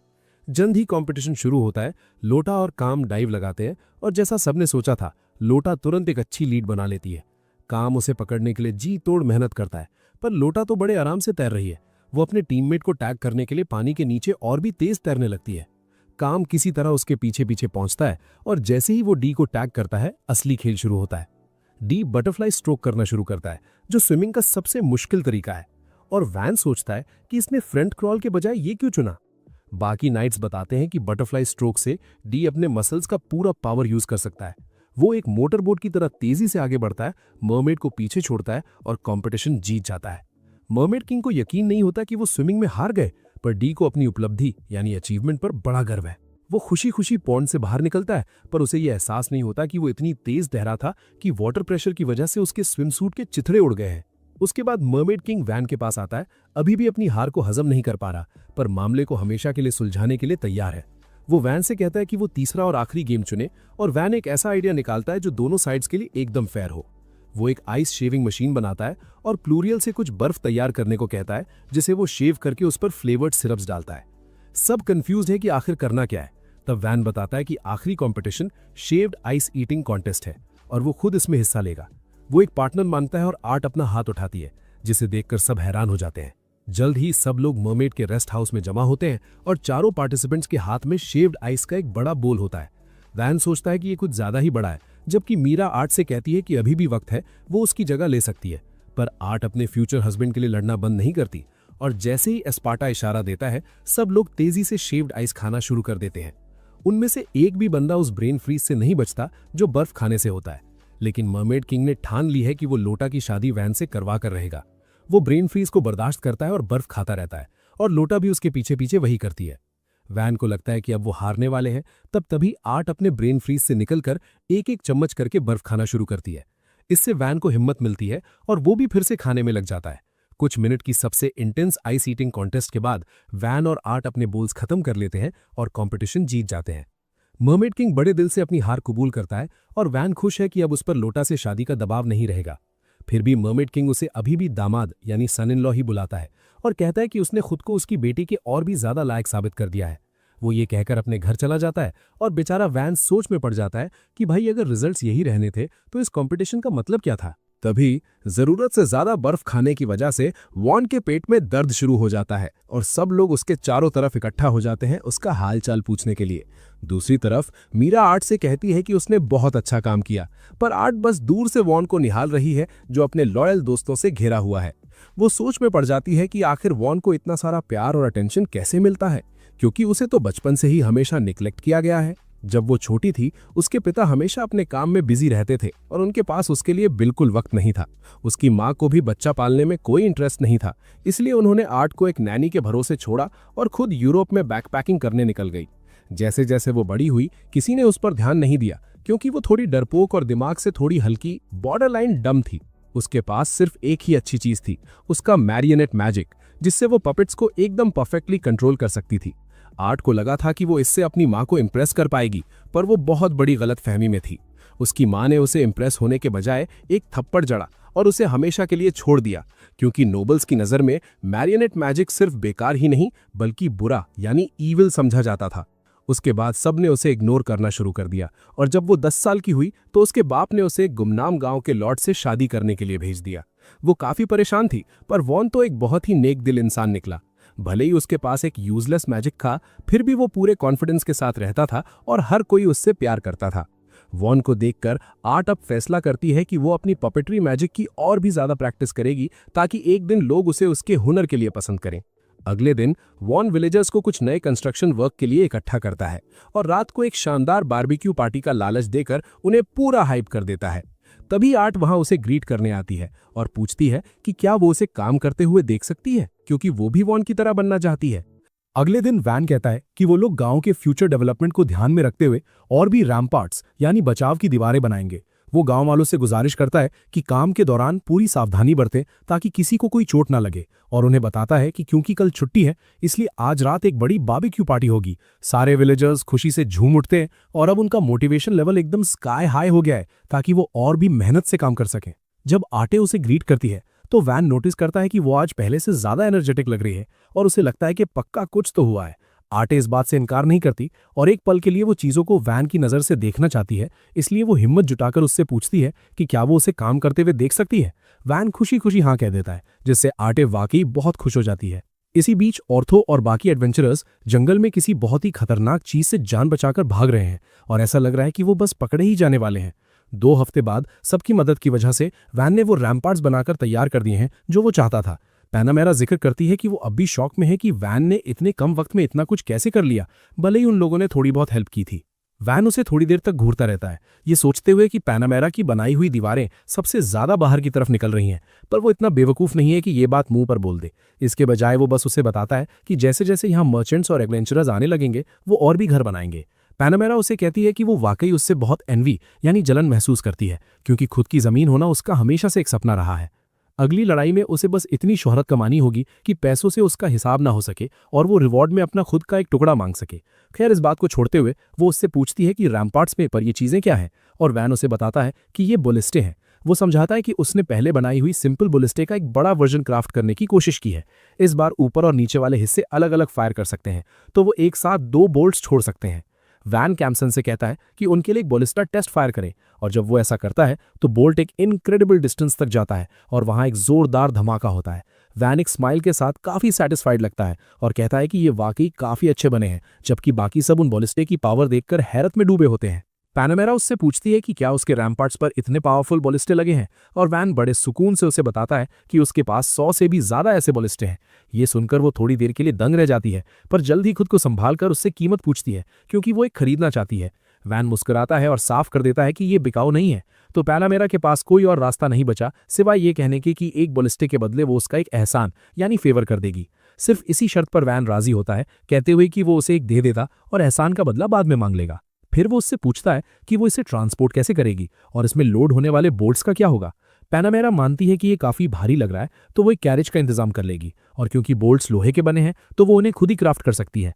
कैम्सन बीच में बोल पड़ता है कि उसे वैन के बनाए हुए कम से कम 1 या 2 बोट्स तो ले ही लेने चाहिए। पैनामेरा को समझ नहीं आता कि क्यों, तो कैम्सन फैसला करता है कि वो उसे अपनी तलवार दिखाए और उसे गौर से देखने को कहता है। पहली नज़र में वो कहती है कि उसने ऐसी शेप वाली तलवार पहले कभी नहीं देखी और ऐसा लगता है कि ये आर्मर और शील्ड्स वाले दुश्मनों का आराम से काम तमाम कर देगी। कैम्सन उससे पूछता है कि क्या उसके पास ऐसी कोई तलवार है जिसे टूटने से उसे फर्क ना पड़े, तो पैनामेरा अपनी स्पेयर स्वॉर्ड निकालती है। वो कहती है कि उसे फर्क नहीं पड़ता अगर ये टूट जाए, पर वो उसे वार्न करती है कि ये खूबसूरत तलवार ने कई लड़ाइयों में उसका साथ दिया है, तो अगर वो इसमें एक छोटा सा निशान चिप भी ला पाया तो वो बहुत इंप्रेस होगी। कैम्सन उसकी बात मान लेता है और तुरंत अपनी तलवार उसकी तलवार पर मारता है, पर पैनामेरा थोड़ी कंफ्यूज रह जाती है क्योंकि उसे कोई इंपैक्ट महसूस नहीं हुआ, जैसे तलवार बस हल्की सी टच हुई हो। इससे पहले कि वो कुछ बोल पाती, उसकी तलवार का ऊपर वाला हिस्सा जमीन पर गिर जाता है और उसे एहसास होता है कि कैम्सन ने सिर्फ उस हल्की सी रगड़ से ही तलवार के 2 टुकड़े कर दिए हैं। टिल मुस्कुराती है, वो बिल्कुल भी हैरान नहीं है और कहती है कि ये वाकई काफी इंप्रेसिव था और तलवार की धार कितनी लाजवाब है। कैम्सन सहमत करते हुए कहता है कि ये इतनी अच्छी इसलिए है क्योंकि इसे वैन ने बनाया है। पैनामेरा अपने शौक से बाहर आकर उससे पूछती है कि ये तलवार किस मटेरियल की बनी है। वैन उसे बताता है कि ये मामूली लोहा यानी ऑर्डिनरी आयरन है और जो बोल्ट्स उसने बॉलिस्टिक के लिए बनाए हैं वो भी बिल्कुल वैसे ही बनाए गए हैं जैसे ये तलवार, इसलिए वो 2 या 3 आर्मर्ड लिजर्ड्स को एक साथ चीर सकते हैं। पैनामेरा एक बार फिर शॉक हो जाती है कि वो आर्मर्ड लिजर्ड्स को चीर सकते हैं, पर वो खुद को संभालने की कोशिश करती है और शांति से पूछती है कि क्या उसे बॉलिस्टिक के साथ कुछ बोल्ट्स भी मिल सकते हैं। वैन चीयरफुली राजी हो जाता है, ये कहते हुए कि उसे उसके साथ बिजनेस करके बहुत खुशी हुई। पैनामेरा कैम्सन से कहती है कि वो उसकी शुक्रगुजार है क्योंकि उसकी वजह से अब उसके पास पावरफुल बोल्ट्स भी होंगे। तभी एडवेंचरर्स अचानक जंगल से निकलकर गांव की तरफ भागते हुए आते हैं और सबसे अपनी जान बचाने के लिए कहते हैं। ऑर्थो माफी मांगता है, कहते हुए कि वो उससे आगे नहीं निकल पाए, और तभी जंगल से एक विशाल ड्रैगन बाहर निकलता है। वो वैन को इन्फॉर्म करता है कि वो ड्रैगन का ध्यान भटकाएंगे ताकि उन्हें कुछ वक्त मिल सके और उसे उस वक्त का इस्तेमाल करके सबको गांव वापस ले जाना चाहिए। वैन को एहसास होता है कि एडवेंचरर्स खुद को खतरे में डालकर उनके लिए डिकॉय यानी ढाल बन रहे हैं, पर वो ये भी जानता है कि इससे ऑर्थो की पार्टी की जान जा सकती है। लेकिन यहां पलटकर लड़ने से गांव वालों की जान खतरे में पड़ जाएगी, इसलिए उसे समझ नहीं आ रहा कि वो क्या करे। पैनामेरा उसके अंदर इस कश्मकश को नोटिस करती है और उसे कहती है कि वो उसकी मदद करेगी क्योंकि ये ड्रैगन बस कुछ ही देर में गांव की तरफ ही आएगा। बिना वक्त जाया किए वैन ऑर्थो से कहता है कि वो लोग उनके पास आ जाए और कहता है कि वो लोग उसे अपने बलिस्टे से मार गिराएंगे। पैनामेरा सबको वार्न करती है कि उनका सामना एक फॉरेस्ट ड्रैगन से होने वाला है जो एक मिड क्लास ड्रैगन है और भले ही ये आग नहीं उगलता पर है बहुत खतरनाक। वो तुरंत किसी को आरदी को एस्कॉर्ट करके वापस गांव ले जाने को कहती है और बाकी सबको हुक्म देती है कि जल्दी से रैम्पार्ट्स के ऊपर चढ़ जाए, ये कहते हुए कि वो बस उनके पीछे ही आ रही है। जब सब अपनी अपनी पोजीशन संभाल रहे होते हैं, वॉन आरदी के पास जाता है और उससे माफी मांगता है कि उसने उसे इतने खौफनाक खतरे में डाल दिया, क्योंकि फॉरेस्ट ड्रैगन्स वाकई काफी पावरफुल दुश्मन होते हैं। लेकिन वो उसे यकीन दिलाता है कि सब ठीक हो जाएगा क्योंकि इस बार उनके पास उनके एनहांस्ड बलिस्टे हैं और साथ में पैनामेरा जैसी वॉरियर भी है। शायद वो इसे मार ना पाए, पर वो हारेंगे तो बिल्कुल नहीं। जब आरदी ये बात समझ जाती है तो वॉन टिल से कहता है कि वो आरदी को ले जाए और गांव से डी और उसके आदमियों को तुरंत बुला कर लाए। टिल बिना वक्त जाया किए उसके ऑर्डर को फॉलो करती है, जबकि वो एडवेंचरर्स लगातार उनकी तरफ भागे आ रहे हैं। उनके चेहरों पर साफ पैनिक और मौत का डर दिख रहा है और वो बस ये उम्मीद कर रहे हैं कि गांव वाले उनके मुंह पर गेट्स बंद न कर दें। वॉन उनका इंतजार करता है क्योंकि वो जानता है कि उड़ने वाले दुश्मन बड़ी मुसीबत होते हैं और अगर ड्रैगन गांव तक पहुंच गया तो अंजाम अच्छा नहीं होगा। वो रैम्पार्ट्स पर खड़े सभी लोगों को बलिस्टे तैयार करने का हुक्म देता है और वॉर्न करता है कि गलती से भी ऑर्थो की पार्टी को मत मार देना। एक बार जब सब तैयार हो जाते हैं तो वॉर्न उन्हें बताता है कि उनका पहला मकसद ड्रैगन को जमीन पर लाना है, इसलिए उन्हें उसके पंखों पर निशाना लगाना होगा। तभी उन एडवेंचरर्स में से एक ठोकर खाकर गिर जाता है, पर वो बाकी सबसे कहता है कि उसकी चिंता छोड़कर वो लोग निकल जाएं। ऑर्थो तुरंत रास्ता बदलकर ड्रैगन का ध्यान भटकाने की कोशिश करता है, पर उसका कोई असर नहीं होता। इसलिए ज़ारा के पास और कोई चारा नहीं बचता सिवाय अपनी तलवार ड्रैगन पर फेंकने के, और जल्द ही दुश्मन उनके पीछे लग जाता है। इसकी वजह से वो दूसरा एडवेंचरर तो बच जाता है, पर अब बाकी सबके लिए सिचुएशन काफी डेस्परेट यानी नाजुक हो गई है। ऑर्थो अपना सुकून बनाए रखता है और ज़ारा को हुक्म देता है कि अब जब ड्रैगन का पूरा फोकस उस पर है तो वो रैम्पार्ट्स की तरफ भागे। ये सुनकर ज़ारा पैनिक करने लगता है, पर ऑर्थो से यकीन दिलाता है कि वो उनकी पार्टी का सबसे फास्ट मेंबर है और उसे पूरा भरोसा है कि वो जिंदा वापस पहुंच जाएगा। ज़ारा को नहीं पता कि ऑर्थो ये सच में कह रहा है या मजाक कर रहा है, पर वो भागना जारी रखता है और ऑर्थो सबसे कहता है कि वो उसकी कुर्बानी को कभी ना भूले। ये सुनकर ज़ारा और भी तेजी से भागने लगता है, ये कहते हुए कि वो इस बात का बदला जरूर लेगा। खैर, वॉन रैम्पार्ट्स पर सबसे कहता है कि जैसे ही ड्रैगन रेंज में आए उन्हें बलिस्टे फायर कर देना है, इससे पहले कि ड्रैगन ज़ारा को अपना नश्ता बना ले। भागते भागते ज़ारा किसी तरह ये बात सुन लेता है और वो वॉन से पूछता है कि क्या तुम पक्का मेरे साथ बुरा बनने की कोशिश नहीं कर रहे। जैसे ही ड्रैगन रेंज में आता है वो बलिस्टे फायर कर देते हैं, पर ड्रैगन बड़े आराम से उन बोल्ट्स को डॉज कर देता है और ज़ारा का पीछा जारी रखता है। पैनामेरा उससे कहती है कि उस ड्रैगन की रफ्तार रोकने के लिए वही सबसे बेस्ट है और वो अपने पहले वार का ऐलान करती है। वॉन ये देखकर थोड़ा सरप्राइज्ड होता है, पर उसे पहले से अंदाजा था, क्योंकि इतनी कम उम्र में काउंट की नज़र में आना और अपने कारनामों की वजह से विस्काउंटेस बनना कोई मामूली बात नहीं है। पैनामेरा बिना किसी शक के एक टॉप क्लास एलिमेंटल मेज है और उसकी कबीलियत अब सबके सामने जाहिर होने वाली है। रैम्पार्ट्स की चोटी पर खड़े होकर पैनामेरा अपनी एलिमेंटल मैजिक का इस्तेमाल करती है और अपने हाथ के ऊपर एक विशाल फायरबॉल इकट्ठा करती है। वो ड्रैगन पर एक पावरफुल फायर जैवलिन छोड़ती है जो उसे तुरंत नीचे गिरा देता है और वहां एक भयानक धमाका होता है। इतने लाजवाब स्ट्राइक के बावजूद कॉम्सन उन्हें वार्न करता है कि ड्रैगन अभी ढेर नहीं हुआ, क्योंकि वो अभी भी हिल रहा है। वॉन सिचुएशन की गंभीरता को समझता है और उसे एहसास होता है कि उन आर्मर्ड लिजर्ड्स को मारने के बाद वो थोड़ा मगरूर हो गया था, पर ये दुश्मन तो बिल्कुल अलग ही लेवल का है। जल्द ही ड्रैगन दोबारा खड़ा होता है और एक बार फिर आसमान में उड़ने लगता है, जैसे उसे कुछ हुआ ही ना हो।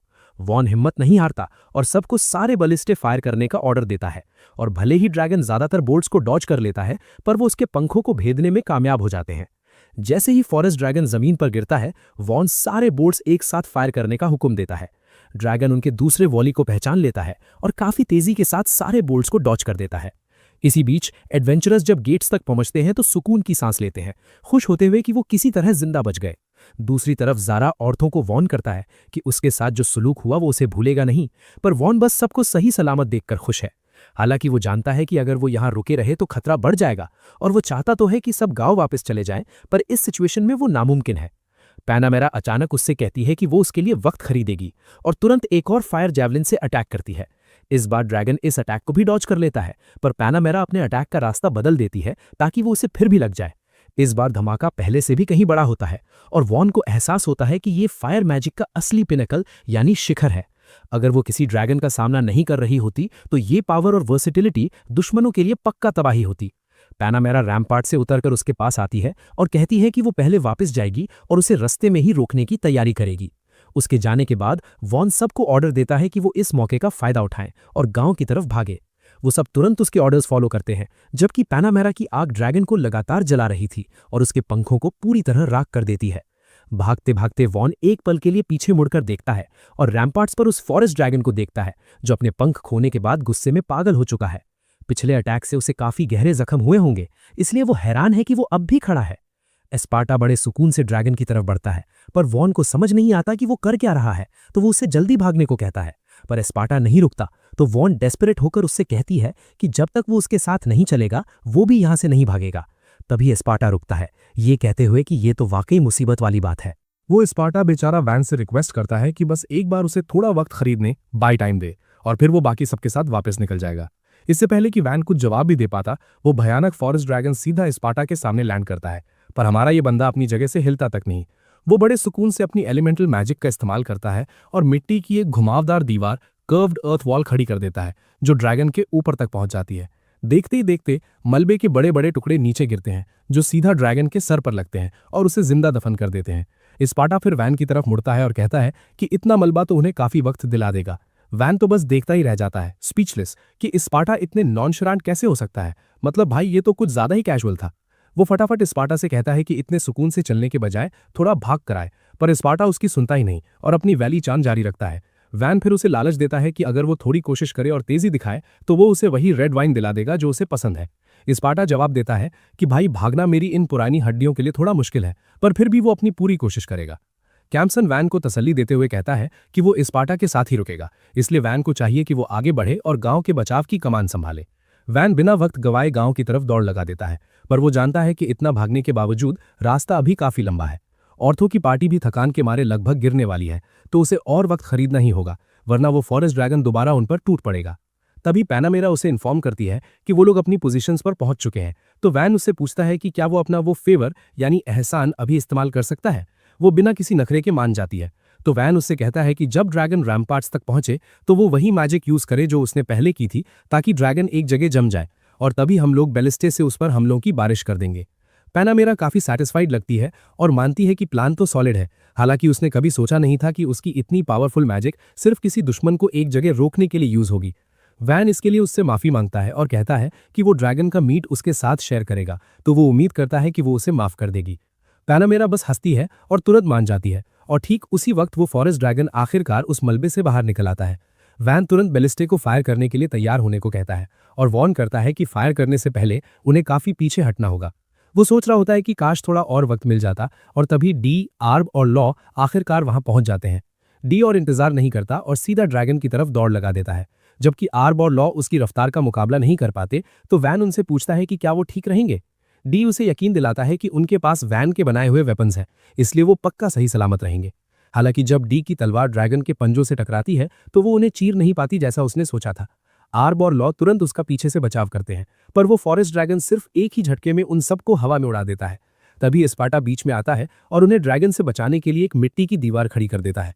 वैन स्पार्टा और कैम्सन को जल्दी करने को कहता है और डी अपने आदमियों के साथ पीछे हटने का फैसला करता है। वो सब ड्रैगन से दूर भागते हैं, पर उनकी कोशिशों ने दुश्मन को काफी करीब ला दिया है, तो वैन पैनामेरा को अपना काम करने को कहता है। पैनामेरा तुरंत अपनी एलिमेंटल मैजिक का यूज करके एक पावरफुल फ्लेयर ब्लास्ट छोड़ती है, जिससे एक भयानक धमाका होता है और फॉरेस्ट ड्रैगन आग की लपटों में घिर जाता है। बिना किसी देरी के वैन सारे बैलिस्टिक को एक साथ फायर करने का ऑर्डर देता है और जल्द ही वो फॉरेस्ट ड्रैगन हिलना डुलना बंद कर देता है। हर तरफ सन्नाटा छा जाता है, तो डी सावधानी से ड्रैगन के पास जाता है, जो अचानक अपना मुंह खोलता है और उसे खाने की कोशिश करता है। डी तुरंत रिएक्ट करता है और उससे बच निकलता है और अपनी तलवार से ड्रैगन का सर पूरी तरह तन से जुदा कर देता है। आखिरकार वैन सुकून की सांस लेता है और सबको बताता है कि वो जीत गए हैं और उन्हें अपनी इस जीत का जश्न मनाना चाहिए। आर्टे जल्द ही उसका हालचाल लेने उसके पास आती है और उसे सही सलामत देखकर उसकी जान में जान आती है। पैनामेरा उसे बताती है कि उसे भी कोई चोट नहीं आई है, इसलिए चिंता की कोई बात नहीं है। खैर, वो वैन से कहती है कि उसने बहुत अच्छे कमांड्स दिए और उसे ड्रैगन मारने के लिए बधाई देती है। वैन कहता है कि मामला वाकई काफी क्लोज था, पर पैनामेरा साफ करती है कि अगर कोई मामूली गांव वाले होते तो वो मैप से ही साफ हो गए होते। उसके बटलर स्पार्टा जैसे हीरोज जिसने ड्रैगन का सर एक ही बार में उड़ा दिया, वो रोज रोज नहीं मिलते। वैन मुस्कुराते हुए सहमत होता है और कहता है कि उसे गर्व है कि वो लोग उसके दोस्त हैं। पैनामेरा उसके सर पर हल्का सा मारकर कहती है कि उसके पास वो रिडिकुलस फोर्स वाले बैलिस्टे भी तो थे। उसे तो यकीन ही नहीं हो रहा कि वो ड्रैगन के स्केल्स यानी उसकी सख्त खाल को भेदने में कामयाब रहे हैं। इसके बावजूद वैन कहता है कि उसे अब इन्हें और भी अपग्रेड करना होगा, क्योंकि वो चाहता है कि ये कम से कम एक बार में 10 बोल्ट्स फायर कर सके। पैनामेरा बड़े सुकून से रिमार्क करती है कि उसे ऐसा लग रहा है जैसे वैन ने अभी कोई बहुत ही खौफनाक बात कही हो। वैन उसे तुरंत टाल देता है और कहता है कि अभी के लिए उन्हें एक ड्रैगन स्लिंग सेरेमनी रखनी चाहिए। पैनामेरा उसे बताती है कि जंग में सबसे बड़ा कारनामा करने वाले को ड्रैगन स्लेयर का खिताब मिलता है और वो डी होगा। वैन ये सुनकर थोड़ा हैरान होता है, क्योंकि इसका मतलब है कि डी अब एक ड्रैगन स्लेयर बनने वाला है। उस दिन बाद में वैन सारे विलेजर्स को इन्फॉर्म करता है कि उन्होंने जंगल के राजा उस ड्रैगन को ढेर कर दिया है। वो सब वहां उन लोगों के कारनामों का सम्मान यानी ऑनर करने के लिए इकट्ठा हुए हैं। वो अगला मौका पैनामेरा को देता है और उसका इंट्रोडक्शन हाउस काइन की हेड के तौर पर करवाता है। पैनामेरा कहती है कि जो ड्रैगन उन्होंने आज मारा है वो ज्यादातर गांव और कस्बों को मिटा चुका होता और बड़े बड़े फोर्ट्रेस सिटीज की हालत भी कुछ अच्छी नहीं होती। फिर भी इस छोटे से गांव ने न सिर्फ खुद को बचाया, बल्कि उनका कोई जानी नुकसान यानी नो कैजुअल्टीज भी नहीं हुआ। यहां तक कि टोटल डैमेज भी रैम्पार्ट्स और बैलिस्टे का एक छोटा सा हिस्सा था। पैनामेरा अनाउंस करती है कि अब वो उन नामों को पुकारेगी जिन्होंने इस लड़ाई में सबसे बड़ा योगदान दिया है। सबसे पहले हैं डी, हाउस फर्डियो के शिवलरिक ऑर्डर के डेप्यूटी कमांडर, जिन्होंने फॉरेस्ट ड्रैगन का सर एक ही झटके में उड़ा दिया और इस पूरी जंग का फैसला करने वाला डिसाइसिव ब्लो दिया। अगले हैं हमारे एक्सेप्शनल एलिमेंटल मेज एस्पार्टा, क्योंकि भाई उनके मैजिक के टैलेंट को शब्दों में बयान करना नामुमकिन है, जिसने ड्रैगन को एक जगह दबोचने में सबसे बड़ी हेल्प की। और आखिर में पैनामेरा जिक्र करती है हाउस फर्डियो के चौथे बेटे वैन ने फर्डियो का, क्योंकि 8 साल के बच्चे में ऐसी नॉलेज, डिसाइसिवनेस और जीनियस वाकई रेयर है, और उन्होंने अपने मैजिक का ऐसा अनोखा इस्तेमाल किया है कि इतने कम वक्त में इस गांव की डिफेंसेस को हद से ज्यादा मजबूत बना दिया। इस फॉरेस्ट ड्रैगन की लड़ाई में उन्होंने लॉर्डशिप संभाली और लॉर्ड होने के नाते अपने आदमियों को जीत की तरफ लीड किया। वैन मुस्कुराता है, वो साफ तौर पे थोड़ा सरप्राइज्ड है और अपनी मेहनत का रिकग्निशन मिलने पर काफी खुश दिख रहा है। पैनामेरा उसे एक स्माइल के साथ देखती है, क्योंकि एक मामूली नाइट से शुरुआत करके इस ऊंचाई तक पहुंचने के दौरान वो हर तरह के स्टेटस वाले लोगों से मिली है, पर वैन जैसा कोई दूसरा आज तक नहीं मिला। वो रॉयल कैपिटल में नाइट्स की एक पुरानी और लंबी खानदान लीनिएज में पैदा हुई थी, पर जब उसके मैजिक के एप्टीट्यूड का पता चला तो उसे तुरंत उस काउंटी को सौंप दिया गया जिसने सबसे अच्छी कंडीशंस ऑफर की थी। उसके ग्रूलिंग ट्रेनिंग ने उसे मौत की दुआ करने पर मजबूर कर दिया था, और एक स्क्वाड कमांडर बनने की चाह में उसने अपनी नींद तक सैक्रिफाइस कर दी थी। उसके कारनामों को पहचान मिली और 16 साल की उम्र में उसे काउंटी के शिवलरिक ऑर्डर का कमांडर बना दिया गया। उसके बाद उसने कई लड़ाइयां लड़ी और इतनी शोहरत कमाई कि उसे एक नोबल बना दिया गया। राजा उसकी सक्सेस से इतने प्रभावित यानी डिलाइटेड हुए कि सिर्फ 6 साल बाद ही उसे वाइस काउंटेस का टाइटल दे दिया गया। फिर एक दिन उसे काउंट फर्डिनांडो ने बुलाया, जिसने बताया कि वो अपनी सबसे छोटी बेटी की शादी किसी रिमोट इलाके के लॉर्ड से करवाना चाहता है। तभी वो पहली बार आटे से मिली थी और पैनामेरा ने अपनी तरफ से पूरी कोशिश की कि वो उसके साथ काइंड रहे। आखिरकार जब वो खुद बहुत पहले अपने पेरेंट्स को छोड़कर आई थी तो वो डर और एंग्जाइटी से भरी हुई थी, तो शायद वो खुद को आटे में देख रही थी, यानी प्रोजेक्टिंग हरसेल्फ। मगर उसके सारे डर फिजूल निकले, क्योंकि वैन से मिलने के बाद आटे ने खुद इनिशिएटिव लेना और चीजों को आगे बढ़ाना शुरू कर दिया था। इसीलिए पैनामेरा फैसला करती है और ऐलान करती है कि वो वैन ने फर्डियो के साथ एक इक्वल अलायंस यानी बराबरी का गठबंधन बनाएगी। अब तक उन्हें मार्केस से कोई सपोर्ट नहीं मिला है, पर अगर वो उसके साथ हाथ मिला लेते हैं तो वो उन्हें हर तरह के सपोर्ट का वादा करती है। उन्हें अब काउंट फर्डिनांडो के नाइट्स के हमले की चिंता करने की भी जरूरत नहीं पड़ेगी। वैन ये सुनकर काफी हैरान होता है, पर वो जानता है कि ये सच है। अगर वो अलायंस बनाता है तो वो दुश्मनों को दोस्तों में बदल देगा और इससे फाइनेंशियल हेल्प भी मिलेगी। पैनामेरा उसे कहती है कि उसने इस गांव को पलक झपकते ही डेवलप कर दिया है, तो अब उसे अपनी निशाना और भी ऊपर रखनी चाहिए। अगर वो उसके साथ इक्वल अलायंस करता है तो इस किंगडम के नोबल्स को जल्द ही पता चल जाएगा कि वैन ने फर्डियो उसका सबसे खास दोस्त है। वैन जानता है कि उसके पिता ने उसे पहले ही निकाल दिया है और नोबिलिटी में उसके कनेक्शंस ना के बराबर है, तो ये एक ऐसा बड़ा मौका है जो शायद उसे दोबारा कभी ना मिले। इसीलिए वो पैनामेरा का ऑफर एक्सेप्ट कर लेता है और उससे कहता है कि वो उम्मीद करता है कि उनकी दोस्ती हमेशा बनी रहेगी। अगले दिन वैन बस इस बात से खुश है कि उन्होंने उस फॉरेस्ट ड्रैगन को बिना किसी जानी नुकसान के हरा गया। एस्पार्टा उसे बताता है कि उसके बनाए हुए रैम्पार्ट्स ने अपना काम कर दिखाया, क्योंकि उनके बिना कहानी कुछ और ही होती। खैर, अब जब उसने इतने मजबूत रैम्पार्ट्स बना लिए हैं तो एस्पार्टा सुझाव देता है कि उसे अब सिटी प्लानिंग पर ध्यान देना चाहिए। वैन को तब याद आता है कि एस्पार्टा ने पहले कहा था कि उसे 10,000 लोगों के रहने लायक शहर बनाने का एम रखना चाहिए। एस्पार्टा समझाता है कि इसे पूरा करने और एक अट्रैक्टिव शहर बनाने के लिए उन्हें नए रेजिडेंट्स यानी रहने वालों की जरूरत पड़ेगी। वैन उसकी बात आराम से समझ जाता है, पर इससे पहले कि वो कुछ बोले, टिल उसके ऑफिस में आकर बताता है कि बेल और रैंगो मेरी चेंबर ऑफ कॉमर्स के लोगों के साथ वापस आ गए हैं। उन्होंने कहा कि वो फॉरेस्ट ड्रैगन के मटेरियल्स खरीदेंगे, तो वैन तुरंत उनसे मिलने जाने का फैसला करता है। जब वो ड्रैगन के पार्ट्स का इंस्पेक्शन कर रहे होते हैं, वैन सोचता है कि मेरी चेंबर ऑफ कॉमर्स के मर्चेंट्स उन्हें कितने में खरीदेंगे। रांगो उसे बताता है कि ये एक विशाल फॉरेस्ट ड्रैगन है और इसके स्केल्स, क्लॉज, धारदार दांत, फैंग्स और आंखें सब बहुत अच्छी कंडीशन में हैं, तो उसे कम से कम 100 प्लैटिनम तो मिल ही जाएंगे। वैन थोड़ा हिसाब लगाता है, क्योंकि अगर उसे सही याद है तो एक प्लैटिनम लगभग 100 मिलियन येन के बराबर होता है, जिसका मतलब है 100 प्लैटिनम यानी एक ड्रैगन की कीमत 10 बिलियन येन हुई। वैन ये जानकारी सुनकर दंग रह जाता है और पहली बार उसे लगता है कि उसका जैकपॉट लग गया है। मर्चेंट्स आखिरकार कंफर्म करते हैं कि एक असली ड्रैगन है, तो वो वैन से कहते हैं कि वो ये सारा माल मेरी चेंबर ऑफ कॉमर्स को सौंप दे। वो उसे यकीन दिलाते हैं कि वो सबसे रेप्यूटेबल ट्रेडर्स हैं और उन्हें रॉयल फैमिली का बैकिंग हासिल है, तो वो उसे सबसे ज्यादा प्राइस देंगे जो कोई और नहीं दे पाएगा। वैन ये सुनकर काफी एक्साइटेड हो जाता है और उनसे पूछता है कि वो इसे कितने में बेच सकते हैं। लेकिन उन भाइयों की बात के उलट मर्चेंट्स उसे बताते हैं कि मार्केट के हिसाब से वो उसे सिर्फ 60 प्लैटिनम दे सकते हैं। इससे वैन थोड़ा कंफ्यूज हो जाता है, क्योंकि उसे पूरा यकीन था कि उसका जैकपॉट लगा है। वो फैसला करता है कि जवाब देने से पहले वो बेल और रैंगो से कंसल्ट करेगा, पर मर्चेंट्स उसे रोकने की कोशिश करते हैं, ये कहते हुए कि वो भाई मर्चेंट्स के मामले में अभी बच्चे हैं। वैन उन्हें पूरी तरह इग्नोर करता है और भाइयों से कहता है कि ऐसा लग रहा है कि उन्हें उतना नहीं मिलेगा जितना उन्होंने सोचा था, क्योंकि मर्चेंट्स ने सिर्फ 60 प्लैटिनम कोट किया है। बेल और रैंगो दोनों को ये बात एकदम क्रेजी लगती है, क्योंकि ये साफ है कि ये माल सबसे हाई क्वालिटी का है। मर्चेंट्स अचानक बीच में बोल पड़ते हैं और उन्हें याद दिलाने की कोशिश करते हैं कि वो भी मेरी चेंबर ऑफ कॉमर्स का हिस्सा है, तो उन्हें हाँ में हाँ मिलानी चाहिए। बेल उनकी बात से सहमत नहीं होता और कहता है कि एक मर्चेंट होने के नाते उन्हें सही अप्रेजल यानी कीमत लगानी चाहिए। मर्चेंट समझाते हैं कि इस रिमोट गांव में पूरे साल कोई दूसरा मर्चेंट नहीं आने वाला, तो भले ही वो सिर्फ 60 प्लैटिनम ऑफर करे, उस बच्चे के पास बेचने के अलावा कोई ऑप्शन नहीं है। वैन बस एक तरफ खड़ा रहता है, बिना ये जताए कि वो दरअसल उनकी ये सारी फुसफुस साफ साफ सुन सकता है। वो सोचने लगता है कि हैगलिंग करने के लिए वो उन्हें दोष नहीं दे सकता, क्योंकि भाई एक प्लैटिनम की कीमत 100 मिलियन है। मगर दोनों भाई साफ कर देते हैं कि उनका मकसद हमेशा फेयरली काम करना है, चाहे वो किसी से भी डील करें या किसी भी चीज पर नेगोशिएशन हो रही हो। आखिरकार उनका मानना है कि इससे फ्यूचर में ज्यादा प्रॉफिट होगा और वैन के साथ तो ये पक्का काम करेगा। मर्चेंट्स इस बात से बिल्कुल खुश नहीं है, तो वो उन्हें वार्न करते हैं कि जब प्रेसिडेंट को ये पता चलेगा तो उन दोनों को मेरी चेंबर ऑफ कॉमर्स से बाहर निकाल दिया जाएगा। बेचारे भाई अब कुछ नहीं कर सकते, तो वैन सजेस्ट करता है कि क्यों ना वो अपनी खुद की ट्रेडिंग कंपनी खोल लें।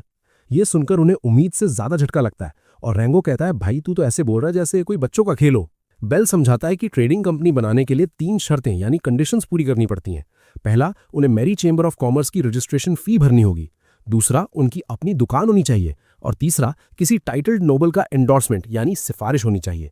वैन को लगता है कि पहली दो शर्तें तो आसान है, पर तीसरी वाली असली मुसीबत है। अब पूरे इलाके में सिर्फ पैनामेरा ही ऐसी टाइटल्ड पर्सन है जो उनकी मदद कर सकती है, तो वो उससे बात करने और पूरी सिचुएशन समझाने का फैसला करता है। उसकी हैरानी का ठिकाना नहीं रहता जब पैनामेरा तुरंत मदद के लिए तैयार हो जाती है।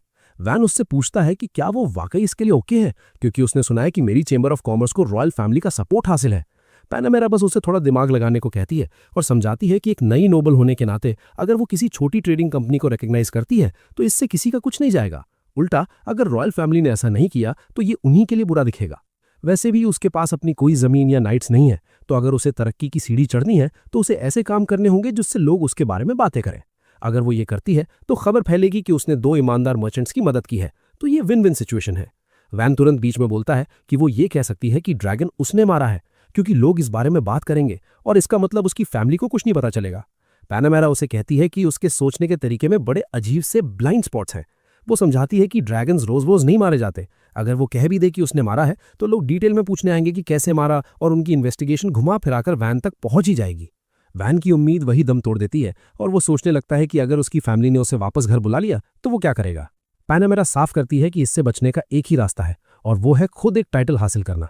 वो समझाती है कि सारे नोबल्स के पास एक टाइटल होता है, जैसे नाइट, बैरोनेट, बैरन, वाइस काउंट, काउंट, मार्कीस और ड्यूक। वो खुद नाइट से शुरू करके ऊपर आई है, जो सबसे नीचे का टाइटल है, पर क्योंकि वो एक मार्कीस का बेटा है तो शुरुआत में उसे शायद बैरन बना दिया जाए। इसलिए उसे एक टाइटल हासिल करके अपना नया खानदान बसाना होगा, ताकि उसकी फैमिली फिर उसे परेशान न कर सके। उसे बस ये डिक्लेयर करना है कि ड्रैगन उसने मारा है, क्योंकि पैनामेरा ने तो बस उसे एक जगह दबोच कर रखा था। वैन थोड़ा हिचकिचाता है क्योंकि इससे वो सबकी नजर में आ जाएगा, पर पैनामेरा उसे याद दिलाती है कि वो उस 8 साल के बच्चे के रूप में फेमस हो सकता है जिसने ड्रैगन मारा और इस अचीवमेंट से टाइटल हासिल किया। वो ये मानती है कि वो उसके जज्बात समझती है, क्योंकि जब उसे पहली बार टाइटल मिला था तो उसके दुश्मन बढ़ गए थे और मतलबी लोग हर तरफ से निकल कर आ गए थे। हालांकि उसने बड़े आराम से अपनी एलिमेंटल मैजिक से उन सबको राख बना दिया था। इसलिए अगर कोई दुश्मन सामने आए तो वैन को भी अपने बैलिस्टिक फायर करने में जरा भी हिचकिचाना नहीं चाहिए। आखिरकार रास्ते में पड़ी कुछ लाशें लोगों को उसकी मुखालफत करने से रोक देंगी। पैनामेरा ये कहकर हंसने लगती है, जबकि वैन बस ये सोच रहा है कि उसने जिंदगी जीने का एक बड़ा खौफनाक टिप सीख लिया है। खैर, वो जिक्र करता है कि अगर वो सारा क्रेडिट खुद ले लेगा तो पैनामेरा इसे अपने प्रमोशन के लिए इस्तेमाल नहीं कर पाएगी। पैनामेरा उसे एक डरावनी शक्ल बनाकर देखती है और कहती है कि वो इतनी कमजोर नहीं है कि एक 8 साल का बच्चा उसकी चिंता करे। वैन तुरंत अपने शब्द वापस लेता है, ये कहते हुए कि अब उसे अपनी जान की चिंता हो रही है, क्योंकि वो नहीं चाहता कि पैनामेरा उसे खा जाए। पैनामेरा इस पर बस हंसती है और उसे चिंता न करने को कहती है, ये बोलकर कि वो उसे अगले 5 साल तक नहीं खाएगी, तो उसे और बड़ा होने में मदद करने के लिए वो ड्रैगन मारने का सारा क्रेडिट लेने देगी।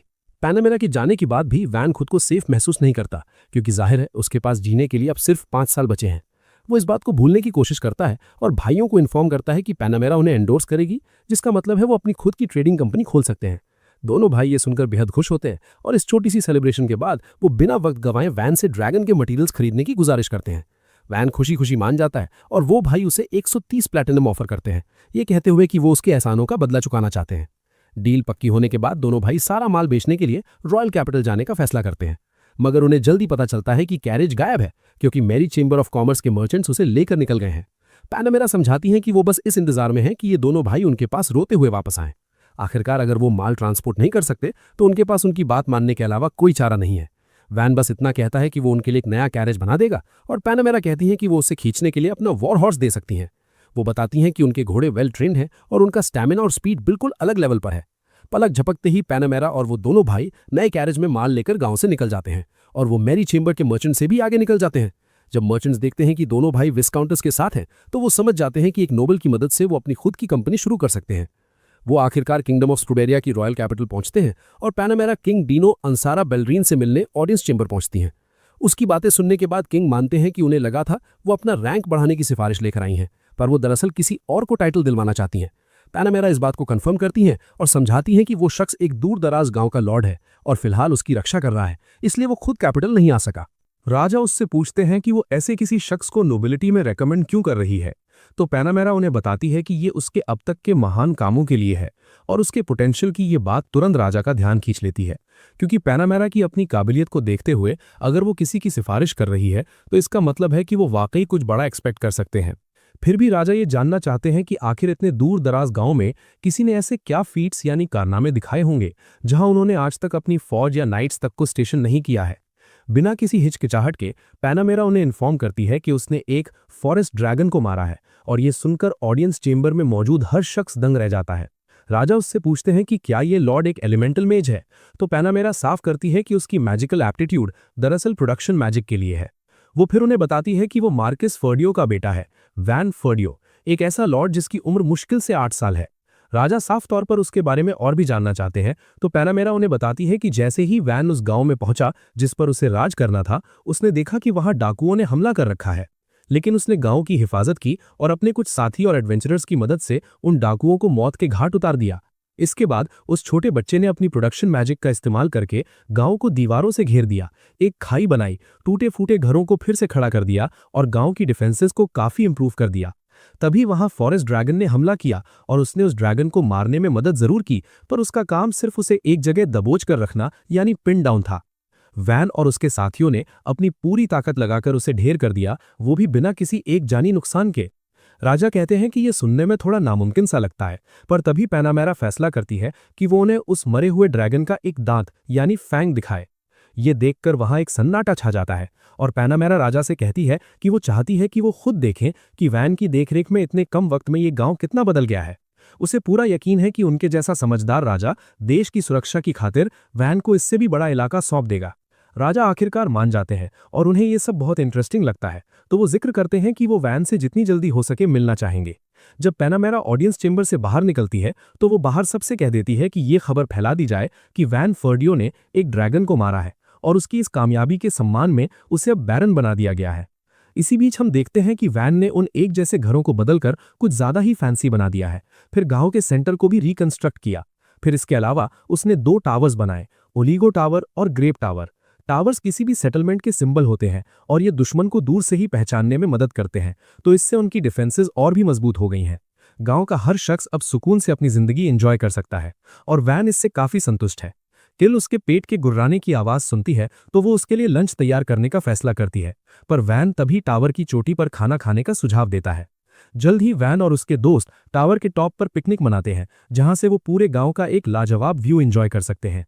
एस्पार्ता जिक्र करता है कि अब जब उनके पास ढंग की बिल्डिंग्स और फैसिलिटीज हैं, तो शायद ये सही वक्त है इसे ऑफिशियली एक टाउन बुलाने का। वैन इस आइडिया को लेकर थोड़ा हिचकिचाता है, क्योंकि वो जानता है कि ये लोग पक्का इसका कोई अजीब सा नाम रखेंगे, जैसे वैन टाउन। वो सब इससे सहमत लगते हैं, ये कहते हुए कि ये एक बहुत ही प्यारा नाम है, पर वैन इससे पहले कि वो सच में इसे उस नाम से बुलाना शुरू करें, बात को वहीं खत्म कर देता है। टिल तक उन्हें खाने के बाद कुछ मीठा ऑफर करती है और सब हैरान रह जाते हैं ये देखकर कि उसने सच में एक केक बेक किया है। वो समझाती है कि बेल और रैंगो के गांव में दुकान खोलने के बाद उसे केक बनाने के लिए सारे जरूरी इंग्रेडिएंट्स मिल गए। वैन ये जानकर वाकई खुश है, क्योंकि उसे लगता है कि ये गांव अब सच में एक बहुत ही अच्छी जगह बनता जा रहा है। सब इस केक का मजा लेते हैं, सिवाय टिल के, क्योंकि वो अब रोज केक खा रही है और इस वजह से उसका वजन थोड़ा बढ़ गया है। कैम्सन तब गांव के बाहर कुछ लोगों को नोटिस करता है और कहता है कि वो सोल्जर्स या एडवेंचरर्स तो बिल्कुल नहीं लग रहे। वैन जाकर देखने का फैसला करता है कि वो कौन है, और उसे लोगों का एक ऐसा ग्रुप मिलता है जिनकी हालत बहुत खराब है, और वो उससे पूछते हैं कि क्या यही गांव का मेन ऑफिस यानी सीट ऑफ विलेज है। एस्पार्ता समझाता है कि उसने सुना था कि यहाँ गांव बनने से पहले सीटो नाम के लोग इस जमीन पर रहते थे और इस वजह से कई लोग इस गांव को सीटो कहकर ही पुकारते हैं। वैन को यकीन ही नहीं होता कि इस गांव का पहले से एक नाम था और उन्होंने उसे बताया तक नहीं। इससे पहले कि वो शिकायत करे, उस ग्रुप का एक बूढ़ा आदमी बोलता है कि ये इतना ड्रास्टिकली तरीके से बदल गया है कि उसे अब भी यकीन करने में मुश्किल हो रही है। वो बताता है कि वो पड़ोसी गांव से आए हैं और उन पर टैक्स का बोझ बहुत ज्यादा है, पर काम करने के लिए नौजवान बहुत कम है, इसीलिए उनका गुजारा मुश्किल से हो पा रहा है। इसीलिए वो यहाँ सीटों के लोगों से बात करने आए थे, क्योंकि उनके नौजवान अपनी मर्जी से गांव छोड़कर नहीं गए, बल्कि उन्हें काउंट ने युद्ध की तैयारी के लिए अपनी फौज मजबूत करने के लिए जबरदस्ती ले लिया है। वैन को तब पता चलता है कि वो दरअसल फर्डिनांडो काउंटी के एक गांव से है, और वो जानता है कि उसे दूसरे इलाके के लोगों का स्वागत नहीं करना चाहिए, पर उसे पूरा यकीन है कि ये लोग अपनी जान जोखिम में डालकर यहाँ तक पहुंचे हैं। इसीलिए वो उन्हें यहाँ रिलोकेट होने का ऑफर देता है, ये कहते हुए कि अगर उनके पास पैसे नहीं हैं तो ये कोई इशू नहीं होगा अगर उन्हें कुछ वक्त तक टैक्स नहीं भरना पड़े। आखिरकार उनके पास खाना है और वो उनके लिए घर भी तैयार कर सकता है। वो बूढ़ा आदमी सोचने लगता है कि क्या ये जन्नत है, और उसे इन्फॉर्म करता है कि आज सिर्फ 10 लोग ही आए हैं, पर उनके गांव की पूरी पॉपुलेशन लगभग 300 है। वैन उनसे पूछता है कि क्या वो हर फैमिली के लिए एक घर होने पर ठीक रहेंगे, और ये उन सब के लिए किसी सपने जैसा लगता है। एक बार जब ये तय हो जाता है तो वैन उनसे कहता है कि वो कुछ एडवेंचरर्स को उनके साथ भेजेगा ताकि वो गांव के बाकी सब लोगों को हिफाजत से यहाँ ले आएं। वो जिक्र करता है कि वो उनके सामान के लिए कुछ कैरेजेस भी दे देगा, पर वो बूढ़ा आदमी कहता है कि उसकी जरूरत नहीं पड़ेगी क्योंकि उनके पास गायें हैं जो वो सब उठा सकती हैं। वैन ये सुनकर शॉक्ड हो जाता है कि उनके पास डेयरी काउज हैं, और वो बूढ़ा आदमी बताता है कि काउंटी में बहुत ही हरे भरे मैदान हैं, इसीलिए उनके पास 10 गायें हैं। वैन के लिए तो ये एक जबरदस्त खबर है, क्योंकि भाई अगर गायें मिल गईं तो दूध से चीज, बटर और न जाने क्या क्या बनाया जा सकता है, जिसका मतलब है कि ये गांव की एक बड़ी नई इंडस्ट्री बन सकती है। देखते ही देखते एडवेंचरर्स उस पड़ोसी गांव की तरफ निकल पड़ते हैं ताकि सभी लोगों को हिफाजत से सियाटल ले आएं। जरा और ऑर्थो दोनों ही वैन की इस जेनरोसिटी यानी इतनी बड़ी दरियादिली देखकर दंग है, क्योंकि वो यूं ही 300 लोगों को पनाह दे रहा है और ऊपर से इस क्वेस्ट का रिवॉर्ड भी हद से ज्यादा लाजवाब है। प्लूरियल उनकी बातों के बीच में आकर उन्हें टोक देती है और कहती है कि अपने आसपास थोड़ा ध्यान रखें, कीप अ शार्प आए, क्योंकि पिछली बार जब वो लोग फालतू की बातों में खोए हुए थे तभी उन पर उस फॉरेस्ट ड्रैगन ने हमला किया था। इसके बाद वो दोनों वापस अपने अपने पोस्ट्स पर चले जाते हैं और ऑर्थो इस बात का ख्याल रखता है कि गांव वाले ठीक तो हैं। एक औरत दबे पांव कबूल करती है कि वो दरअसल इस फैसले के खिलाफ थी, क्योंकि वो एक सुनसान जगह या मिडिल ऑफ नोवेयर से निकलकर एक और भी ज्यादा दूर दराज इलाके में जा रहे हैं। ऑर्थो उसकी चिंता समझता है, पर उसे यकीन दिलाता है कि ये खास रिमोट विलेज तो किसी जन्नत से कम नहीं है। वो औरत इस पर कुछ नहीं कहती, पर जल्द ही वो सब हैरान रह जाते हैं जब वैन उनका स्वागत सियाटल में एक शानदार दावत के साथ करता है। वो जिक्र करता है कि वो सब पक्का अपनी इस लंबी जर्नी से थक गए होंगे, इसलिए वो जी भरकर बारबेक्यूड मीट खा सकते हैं और फिर उन घरों में सुकून की नींद सो सकते हैं जो उसने उनके लिए पहले से तैयार कर रखे हैं। जल्द ही सारे नए विलेजर्स उस दावत का मजा लेते हैं और वो औरत तो रोने ही लगती है कि खाना कितना लाजवाब है।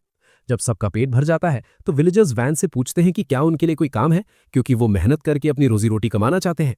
वैन समझता है कि वो सब थोड़े एंग्जाइटी में है, इसलिए वो बस उनसे रिक्वेस्ट करता है कि वो इन या जो नए शॉप्स खुल रहे हैं उन्हें चलाने में मदद करें, और साथ ही वो बताता है कि उसे नए खेत तैयार करने के लिए भी लोगों की जरूरत पड़ेगी। एक आदमी उससे बताता है कि वो लोग खेत तो संभाल लेंगे, पर उन्होंने कभी कोई बिजनेस नहीं चलाया है। वैन उन्हें तसल्ली देते हुए कहता है कि वो पैसों का हिसाब किताब उन लोगों पर छोड़ दें जो ये काम जानते हैं, तो उन्हें बस उन चीजों पर फोकस करना है जो वो कर सकते हैं। रोंडा बीच में बोलती है कि जब से वैन आया है इस गांव की जिंदगी काफी सुधर गई है, इसलिए वो सब मिलकर उनकी भी पूरी मदद करेंगे ताकि वो यहाँ अपनी लाइफ एंजॉय कर सकें। गांव वाले अब भी इतनी मदद लेने में थोड़ा हिचकिचा रहे हैं, पर तब वैन टिल से कहता है कि वो उनके बनाए हुए शॉर्ट केक्स लेकर आए। वो समझाता है कि उसने उनके विलेज चीफ से फ्रेश क्रीम बनाने के लिए थोड़ा दूध उधार मांगा था। वैन उन्हें एहसास दिलाता है कि यहाँ आकर दरअसल वो लोग उस पर एक एहसान कर रहे हैं, तो वो बस एक दूसरे की मदद ही तो कर रहे हैं। बहुत जल्द इस गांव में एक ट्रेडिंग कंपनी होगी, जिसका मतलब है कि गांव और भी डेवलप होगा और रहने के लिए और भी कंफर्टेबल बन जाएगा।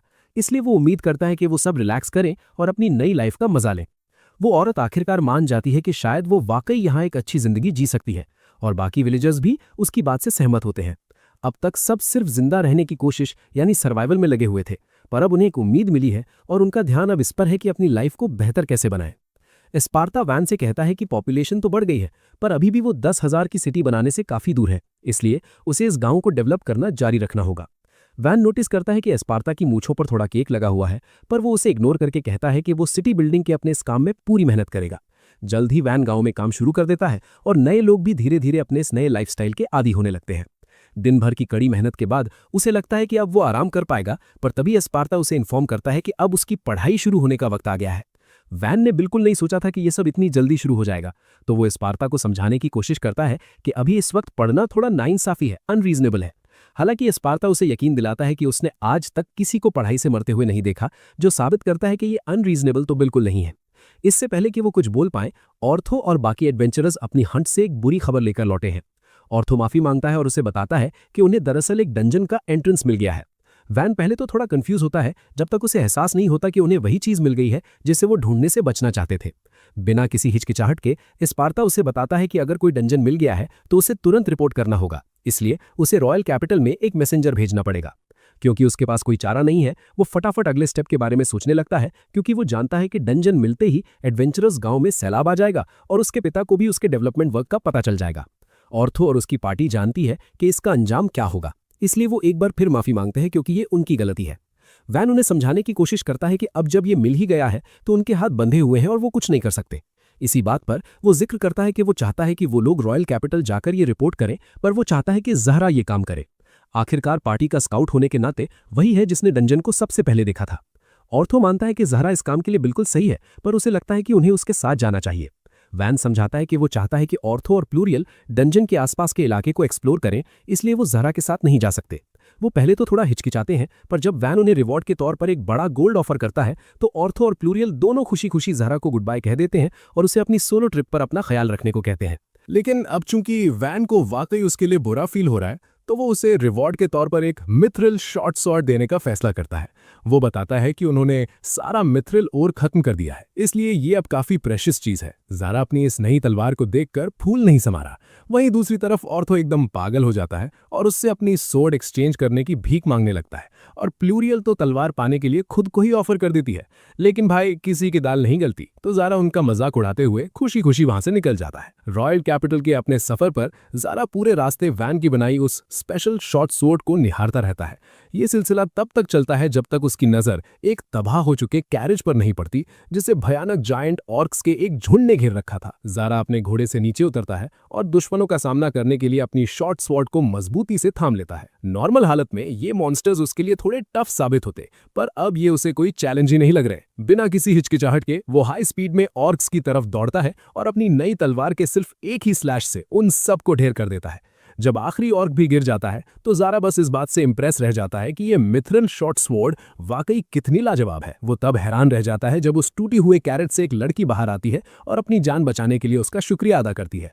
वो अपना इंट्रो फ्लमीरिया के तौर पर देती है और कहती है कि उसे लगता है कि ज़ारा कोई बहुत बड़ा और मशहूर योद्धा है। ज़ारा अपना इंट्रोडक्शन देता है और साफ कर देता है कि वो बस एक मामूली एडवेंचरर है, इसलिए वो कोई फेमस पर्सनैलिटी नहीं है। इसके बावजूद फ्लमीरिया उसे कहती है कि वो उसके चलने फिरने के ढंग से ही बता सकती है कि वो कोई खास शख्स है। वो ये भी बताती है कि वो यहाँ से रॉयल कैपिटल तक पैदल जा रही है, पर वो किसी दिन उसका ये एहसान जरूर चुकाना चाहती है। ज़ारा तुरंत उसे बता देता है कि वो भी रॉयल कैपिटल ही जा रहा है, तो वो उसे अपने घोड़े पर बैठने का ऑफर देता है। फ्लेमीरिया थोड़ा हिचकिचाती है, ये कहते हुए कि वो उसे मजीद तकलीफ नहीं देना चाहती, पर ज़ारा बस उसे उठाकर अपने घोड़े पर बिठा देता है। वो उसे तसल्ली देते हुए कहता है कि घोड़ा उसके बजाय उस जैसी एक यंग लेडी को ले जाने में ज्यादा खुश होगा। घोड़ा भी इस बात से सहमत लगता है, तो फ्लेमीरिया बस एक स्माइल के साथ इसे मान लेती है। ज़ारा उससे पूछता है कि वो रॉयल कैपिटल में कहाँ जा रही थी, तो फ्लेमीरिया का चेहरा थोड़ा उदास हो जाता है।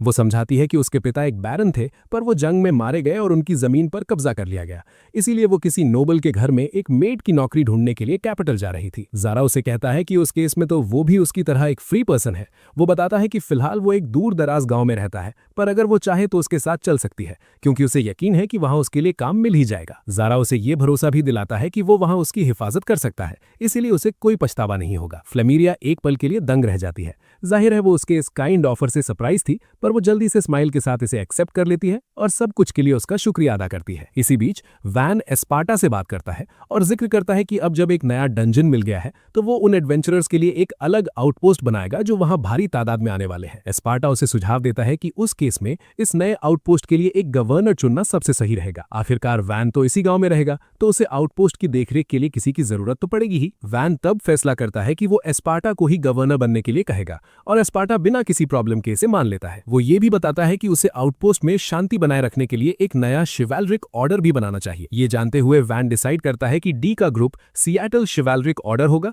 और वो नए आउटपोस्ट में एस्पार्टा शिवैलरिक ऑर्डर बनाएंगे। एस्पार्टा बस एकदम सीधे चेहरे से उसे घूरता है और पूछता है कि क्या ये उसका बदला पेबैक है, पर वैन बच्चा बनकर नाटक करता है और कहता है कि वो तो सिर्फ 8 साल का है, उसे नहीं पता वो किस बारे में बात कर रहा है। उस दिन बाद में वैन कुछ विलेजर्स की मदद से नया आउटपोस्ट बनाने का काम शुरू करता है। सबकी मदद से उसे यकीन है कि आउटपोस्ट 1 महीने या उससे थोड़े ज्यादा वक्त में बन जाएगा। हालांकि डी जल्द ही काम पर पहुंच जाता है और उसे बताता है कि वो जरूरी मटेरियल्स आज ही हासिल कर लेंगे। जब वैन उन्हें साथ मिलकर काम करते देखता है तो उसे एहसास होता है कि वो इस ग्रुप को अपना शिवैलरिक ऑर्डर बना सकता है, इसीलिए वो डी से बात करने का फैसला करता है और उससे कहता है कि वो इनमें से कुछ लोगों को सियाटल शिवैलरिक ऑर्डर के लिए हेड हंट कर ले, यानी रिक्रूट कर ले। डी को ये एक इंटरेस्टिंग आइडिया लगता है, पर जब वो ग्रुप से पूछता है तो वो बताते हैं कि उन्हें पहले ही एस्पार्टा शिवैलरिक ऑर्डर के लिए रिक्रूट कर लिया गया है और उन सब ने कॉन्ट्रैक्ट साइन कर दिए हैं। वैन ये देखकर शॉक हो जाता है कि एस्पार्टा ने सियाटल शिवैलरिक ऑर्डर से पहले ही इतनी तेजी से लोगों को रिक्रूट कर लिया। तभी कैम्पसन उसके पास आकर इन्फॉर्म करता है कि ज़ारा वापस आ गया है, पर जाहिर है वो अकेला नहीं है। जल्द ही ज़ारा वैन को ग्रीट करता है और बताता है कि उसने रॉयल कैपिटल में रिपोर्ट फाइल कर दी है। वैन उसके साथ वाली लड़की के बारे में पूछता है तो ज़ारा बस कहता है कि बस कुछ बातें हो गई और चूंकि उसके पास जाने के लिए कोई जगह नहीं थी तो उसने इसे यहाँ लाने का फैसला किया। ज़ारा उससे पूछता है कि क्या वो अभी भी नए रेजिडेंट्स एक्सेप्ट कर रहा है और वैन साफ कर देता है कि गाँव में लोगों का स्वागत स्वागत है। एक बार जब ये क्लियर हो जाता है तो फ्लेमेरिया अपना इंट्रोडक्शन देती है और बताता है कि कैसे ज़ारा ने उसे तब बचाया जब रॉयल कैपिटल के पास ऑर्क्स के एक ग्रुप ने उस पर हमला किया था। वैन ये सुनकर थोड़ा हैरान रह जाता है तो ज़ारा जल्दी से सफाई देता है कि उसने कुछ खास नहीं किया और ये सब तो बस उस शॉर्ट स्वॉर्ड का कमाल था जो वैन ने उसे दी थी। इसके बावजूद फ्लेमेरिया उसे बताती है कि उसके लिए तो ज़ारा किसी पुरानी कहानियों के लेजेंडरी हीरोज से भी ज्यादा लाजवाब था। दोनों के बीच थोड़ी शर्म और फ्लस्टर्ड ग्लांसेस का एक्सचेंज होता है और वैन इतने में ही समझ जाता है कि भाई इन दोनों के बीच पक्का कुछ तो चक्कर चल रहा है। लेकिन इससे पहले कि वो कुछ बोल पाए उसका ध्यान अनजान लोगों की एक रेड पर जाता है जो गांव की तरफ बढ़ रही थी। वो सब दिखने में काफी खतरनाक लग रहे हैं, इसलिए वैन का चेहरा सफेद पड़ जाता है और वो डर के मारे कहता है कि भाई लगता है दुनिया का अंत आ गया है। ज़ाहरा उसे तसल्ली देता है और इन्फॉर्म करता है कि चिंता की कोई बात नहीं है क्योंकि ये लोग बस डंजन के लिए आए हुए एडवेंचरर्स हैं। वो समझाता है कि जब उसने गिल्ड को बताया तो रातों रात अमीर बनने की चाह रखने वाले कई लोग यहाँ के लिए निकल पड़े। तभी एक डरावनी शक्ल वाला एडवेंचरर वैन और कैम्सन के पास आता है और कहता है कि तुम बच्चे इस लॉलेस प्लेस में बाहर क्या खेल रहे हो। दूसरा एडवेंचरर भी उन्हें बताता है कि गांव भले ही पास हो पर बाहर घूमना खतरनाक है। एक और एडवेंचरर फ्लेमेरिया को नोटिस करता है और कहता है कि उस जैसी गर्ल पर यहाँ ठरकी हमला कर सकते हैं, इसलिए उसे तुरंत अपने घर भाग जाना चाहिए। वैन अब भी पूरी तरह पेल यानी पीला पड़ा हुआ है क्योंकि वो लोग वाकई किसी पोस्ट अपोकैलिप्टिक वर्ल्ड के विलन्स लग रहे हैं। हालांकि आखिरकार वो अपने शौक से बाहर निकलता है और रियलाइज करता है कि ये लोग तो दरअसल उनकी फिक्र कर रहे हैं। कैम्सन भी सहमत होता है ये कहते हुए कि भले ही इनमें टैक्ट की कमी है पर ये लोग दिल के अच्छे लगते हैं। फ्लेमेरिया जिक्र करती है कि वो लोग दिखने में थोड़े स्कैरी तो हैं, पर उसकी ये बात सुनकर एडवेंचरर्स बेचारे उदास हो जाते हैं। वो उनसे पूछते हैं कि वो इतनी दूर यहाँ क्या कर रहे हैं, ये कहते हुए कि अगर किसी मॉन्स्टर ने अटैक कर दिया तो बड़ी मुसीबत हो जाएगी। वैन उनकी इस चिंता के लिए थैंक यू बोलता है पर साफ कर देता है कि अगर कुछ आ भी गया तो वो हैंडल कर लेंगे क्योंकि गांव यहाँ से ज्यादा दूर नहीं है। एडवेंचरर्स ये सुनकर थोड़ी कंफ्यूज हो जाते हैं क्योंकि उन्हें आसपास कोई गांव दिखाई नहीं देता। तभी वैन उन्हें दिखाता है कि गांव तो ठीक उनके पीछे ही है, पर वो लोग और भी ज्यादा हैरान हो जाते हैं क्योंकि उन बड़ी बड़ी रैम्पार्ट्स के साथ वो किसी गांव जैसा तो बिल्कुल नहीं लग रहा। वैन उन्हें करके दिखाने का फैसला करता है और अपनी प्रोडक्शन मैजिक का यूज करके कुछ ही सेकंड्स में एक टेम्पररी फेंसिंग खड़ी कर देता है। एडवेंचरर्स उसकी मैजिक देखकर एकदम दंग यानी फ्रीकिंग आउट रह जाते हैं और तभी डी वैन के लिए कुछ एक्स्ट्रा लॉग्स लेकर आता है। जब वो लोग वैन का नाम सुनते हैं तो उन्हें आखिरकार एहसास होता है कि ये वही वैन ने फर्दियो है जिसका नाम रॉयल कैपिटल में हर किसी की जुबान पर है। डी को उनका वैन को ऐसे बुलाना पसंद नहीं आता तो वो तुरंत धमकी भरे ढंग से अपनी तलवार निकाल लेता है और कहता है कि वो सीटो चिवलारिक ऑर्डर के कमांडर के तौर पर उन्हें सजा देगा। एक एडवेंचरर उसे चैलेंज करने की कोशिश करता है पर डी सिर्फ एक ही स्लैश में उसकी तलवार के 2 टुकड़े कर देता है। उसके बाद से जब भी वो मोहॉक गाइज डी को देखते वो डर के मारे कांपने लगते और उसे सलाम ठोकते। डी के सामने उनका बिहेवियर जैसा भी हो पर वो इस बात पर काफी अम्यूज लगते हैं कि वैन यहाँ का लॉर्ड है और वो अभी एक बच्चा है। एक एडवेंचरर उससे पूछता है कि वो इतने दूर दराज गांव में क्या कर रहे हैं तो वैन समझाता है कि भाई उसे उसके घर से निकाल दिया गया है। एडवेंचरर्स को उसके लिए बुरा लगता है तो वैन जिक्र करता है कि भाई नोबल्स के लिए भी ये दुनिया काफी जालिम वर्ल्ड है। ऑर्थो और बाकी एडवेंचरर्स जल्द ही डंजन से लौटते हैं और वो ये देखकर सरप्राइज्ड हैं कि उनके इतने सारे राइवल्स पहले ही आ गए हैं। वो ज़ाहरा के साथ उस औरत को देखकर भी हैरान है जो उम्मीद से काफी पहले लौट आया था। ज़ाहरा उन्हें इन्फॉर्म करता है कि वो रॉयल कैपिटल जाते वक्त फ्लेमेरिया से मिला था। बिना किसी मजीद एक्सप्लेनेशन के वो कहता है कि वो लोग इन यानी सराय में रुकने जा रहे हैं तो वो उनसे कल मिलेंगे। ये सुनकर सब लोग वहीं फ्रीज हो जाते हैं, ये सोचते हुए कि क्या वो कोई सपना देख रहे हैं क्योंकि ऐसा होना तो लगभग नामुमकिन था। वैन बस मुस्कुराता और कहता है कि शायद उसे अब ज़ाहरा और फ्लेमेरिया के लिए एक घर बना देना चाहिए। जैसे ही वो ये कहता है ऑर्थो अपने घुटनों पर गिर जाता है और हार में चिल्लाने लगता है, पर वैन उसे इग्नोर करके प्लूरियल से पूछता है कि डंजन कैसा था। वो उसे बताती है कि ऐसा लग रहा है जैसे उसके आसपास के एरिया में मॉन्स्टर्स ना के बराबर हैं। हालांकि एंट्रेंस एक काफी गहरी दरार में है इसलिए वो काफी खतरनाक जगह पर है। वैन मानता है कि ये सुनने में काफी चैलेंजिंग लग रहा है और प्लूरियल बताती है कि कैरेट से वहां पहुंचने में लगभग 2-3 घंटे लगते हैं। प्लूरियल समझाती है कि ज्यादातर डंजन्स के आसपास का नेचुरल एनवायरनमेंट काफी हार्श है, इसलिए लोग भले ही वहां छोटे बेसेस बना लें पर कोई भी फुल स्केल चीज नहीं बना सका। खैर अब तक तो ऐसा ही था। वैन काफी देर तक उसे घूरता रहता है ये नोटिस करते हुए कि शायद वो कुछ कहना चाहती है। प्लूरियल आखिरकार बोल ही देती है कि किसी और के बजाय सिर्फ वैन ही ये काम कर सकता है। वैन पहले से ही ऐसा कुछ एक्सपेक्ट कर रहा था तो वो उसे बताता है कि ये डेंजरस है और ऊपर से उसके घर लौटने का एक वक्त यानी कर्फ्यू भी तय है तो वो ज्यादा देर बाहर नहीं रुक सकता। प्लूरियल उसे यकीन दिलाती है कि वो लोग उसकी हिफाजत करेंगे और जिक्र करती है कि वो लोग अब कई बार डंजन जा चुके हैं इसलिए वो खतरनाक नहीं है। वैन तो बस यहाँ गांव में अपनी सिटी बिल्डिंग एंजॉय करना चाहता है पर प्लूरियल पीछे हटने को तैयार नहीं है। इसीलिए वो उसे इन्फॉर्म करता है कि उसे वैन को डंजन तक ले जाना होगा और उसे वहां डेजर्ट्स और दोपहर की नींद के लिए जरूरी चीजें चाहिए होंगी। वो अपने अटेंडेंट स्टिल और कॉम्सन और साथ ही आर्टे को भी ले जाएंगे, पर क्योंकि डी और स्पार्टा गांव बनाने के काम में बिजी हैं वो यहीं रुकेंगे। उन्हें पूरे रास्ते एस्कॉर्ट करने के लिए काफी लोगों की जरूरत भी पड़ेगी। वैन शैतानी ढंग से मुस्कुराता ये जानते हुए कि उसकी ये डिमांड पूरी तरह अनरीजनेबल है और उसे उम्मीद है कि शायद इस बहाने वो गांव में ही रुक जाएगा। हालांकि प्लूरियल बस एक प्यारी सी स्माइल देती है और उसे कहती है कि वो खुशी खुशी सारी तैयारियां कर लेंगे ताकि वो कल जा सके।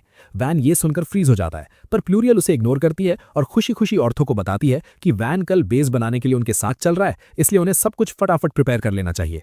अगले दिन वैन एक कैरेज में है जिसमें वो सारा सामान मौजूद है जो उसने मांगा था और ढेर सारे एडवेंचरर्स उसे एस्कॉर्ट कर रहे हैं।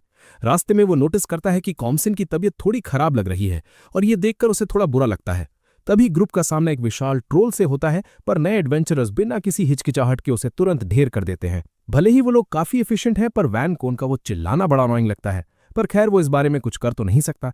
कुछ देर बाद नज़ारा बदलने लगता है और लड़कियां आखिरकार एक ब्यूटीफुल व्यू एंजॉय कर पाती हैं।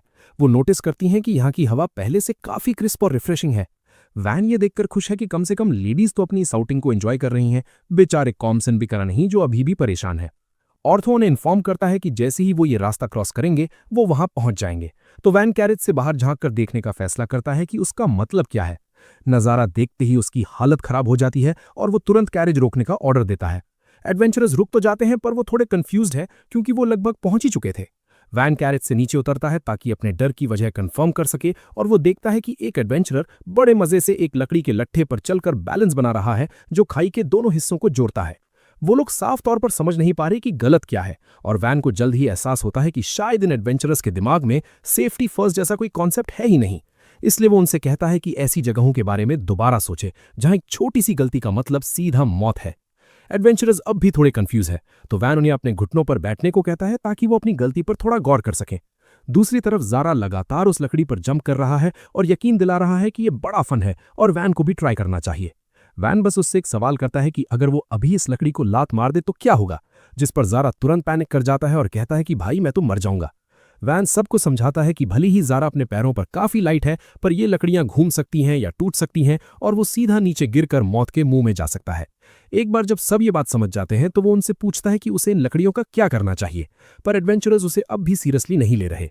वैन उन्हें धमकी देता है कि अगर वो बाज नहीं आए तो वो उनका बेस नहीं बनाएगा, और फिर वो उन्हें बताता है कि सही जवाब एक मजबूत पुल यानी स्टर्डी ब्रिज बनाना है। जब उन्हें पूरा यकीन हो जाता है कि रास्ता सेफ है, तभी वो क्रॉस करते हैं और वैन की वजह से वो आखिरकार डंजन के एंट्रेंस तक पहुंच जाते हैं। वो नोटिस करता है कि वहां ज्यादा जगह नहीं है, तो ये काफी खतरनाक है और वो सोचने लगता है कि उसे यहाँ किस तरह की फैसिलिटीज बनानी चाहिए। नए एडवेंचरर्स अजीबोगरीब सुझाव देते हैं, जैसे कि गैम्बलिंग डेन, एक टैवर्न और यहाँ तक कि एक अम्यूजमेंट पार्क, पर जाहिर है वैन उन सबको रिजेक्ट कर देता है। वो सबसे पहले डंजन के एंट्रेंस पर एक गेट बनाने का फैसला करता है ताकि अंदर के मॉन्स्टर्स बाहर न निकल सके। इसके बाद वो एडवेंचरर्स के रुकने के लिए एक फैसिलिटी बनाता है और इस प्रोसेस में हर कोई उसकी मदद करता है। वैन को लगता है कि अगर ये फैसिलिटी अच्छी बनी तो एडवेंचरर्स डंजन में ज्यादा तरक्की यानी हेडवे पा पाएंगे। जब वो बड़ा बेस आखिरकार बनकर तैयार हो जाता है तो सारे एडवेंचरर्स अंदर इंस्टॉलेशंस देखने के लिए दौड़ पड़ते हैं। पहली मंजिल पर एक रेस्ट एरिया और एक स्टोर हाउस है जो वाकई काफी स्पेशियस है। दूसरी मंजिल पर एक कैफेटेरिया है और तीसरी मंजिल पर स्लीपिंग एरिया है जहां सबके लिए नरम मुलायम बेड्स हैं। वैन ने वहां नेचर को निहारते हुए एक टेरेस भी बनाया है ताकि सब रिलैक्स कर सके। टिल और कॉम्सन उसके इस इंप्रेसिव काम की काफी तारीफ करते हैं क्योंकि अब हर कोई डंजन की थकान के बीच अच्छा आराम कर पाएगा। वैन जिक्र करता है कि उसने छत पर वाटर टैंक्स और रेन कैचेस भी बनाए हैं जिसे वो फ्लशिंग टॉयलेट्स के लिए यूज कर सकते हैं। वो उन्हें वार्न करता है कि वो इसे पी नहीं सकते, पर एडवेंचर्स को ये बात बिल्कुल समझ नहीं आती। वैन ऑर्थो से कहता है कि वो इस बेस का मैनेजमेंट उसके हाथ में छोड़ रहा है, इसलिए उसे सब पर नजर रखनी होगी। कुछ देर बाद वैन को एहसास होता है कि अंधेरा हो रहा है, तो वो पैनिक कर जाता है और सबको वार्न करता है कि उन्हें अभी निकलना होगा वरना स्पार्ता उस पर बहुत गुस्सा करेगा। आर्टी को तभी एक चमकता हुआ पत्थर दिखता है और वैन ये देखकर सरप्राइज रह जाता है कि ये मिथ्रिल ओर है जो वाकई एक बहुत अच्छी फाइंड है। सब खुशी से झूम उठते हैं और ओर कलेक्ट करके गांव की तरफ निकल पड़ते हैं जहां स्पार्ता एक खौफनाक एक्सप्रेशन के साथ उनका इंतजार कर रहा है। वैन ये देखकर डर जाता है कि स्पार्ता मुस्कुरा रहा है क्योंकि ये काफी अनयूजुअल है और ये किसी को भी दहशत में डालने के लिए काफी है। स्पार्ता बड़े सुकून से उसे कहता है कि उन्हें बात करनी है, पर वैन पैनिक कर जाता है और मदद मांगने लगता है। टिल और कॉम्सन इस सिचुएशन में कुछ नहीं कर पाते, तो वैन ऑर्थो से मदद की भीख मांगता है, ये कहते हुए कि ये सब उसने एडवेंचरर्स की हेल्प करने के लिए किया था। ऑर्थो भी साफ तौर पर डरा हुआ है, पर वो जिम्मेदारी लेता है और मदद करने की कोशिश करता है। स्पार्ता से कहता है कि इस बार थोड़ी जिम्मेदारी उनकी भी है। उसकी इस कोशिश के बावजूद स्पार्ता की मुस्कुराहट गायब हो जाती है और वो उसे चुप रहने को कहता है, जिससे ऑर्थो तुरंत पीछे हट जाता है। अब कुछ न कर पाने की हालत में वैन रोता है और माफी मांगता है। जब स्पार्ता उसे घसीट कर ले जाता है, उसे डर है कि अब उसका क्या अंजाम होने वाला है। भाई वैन तो गया, क्या स्पार्ता उसे बख्श देगा या कोई नई मुश्किल खड़ी होगी? और आगे क्या होने वाला है ये देखने के लिए चैनल को सब्सक्राइब करके वीडियो को लाइक जरूर कर देना।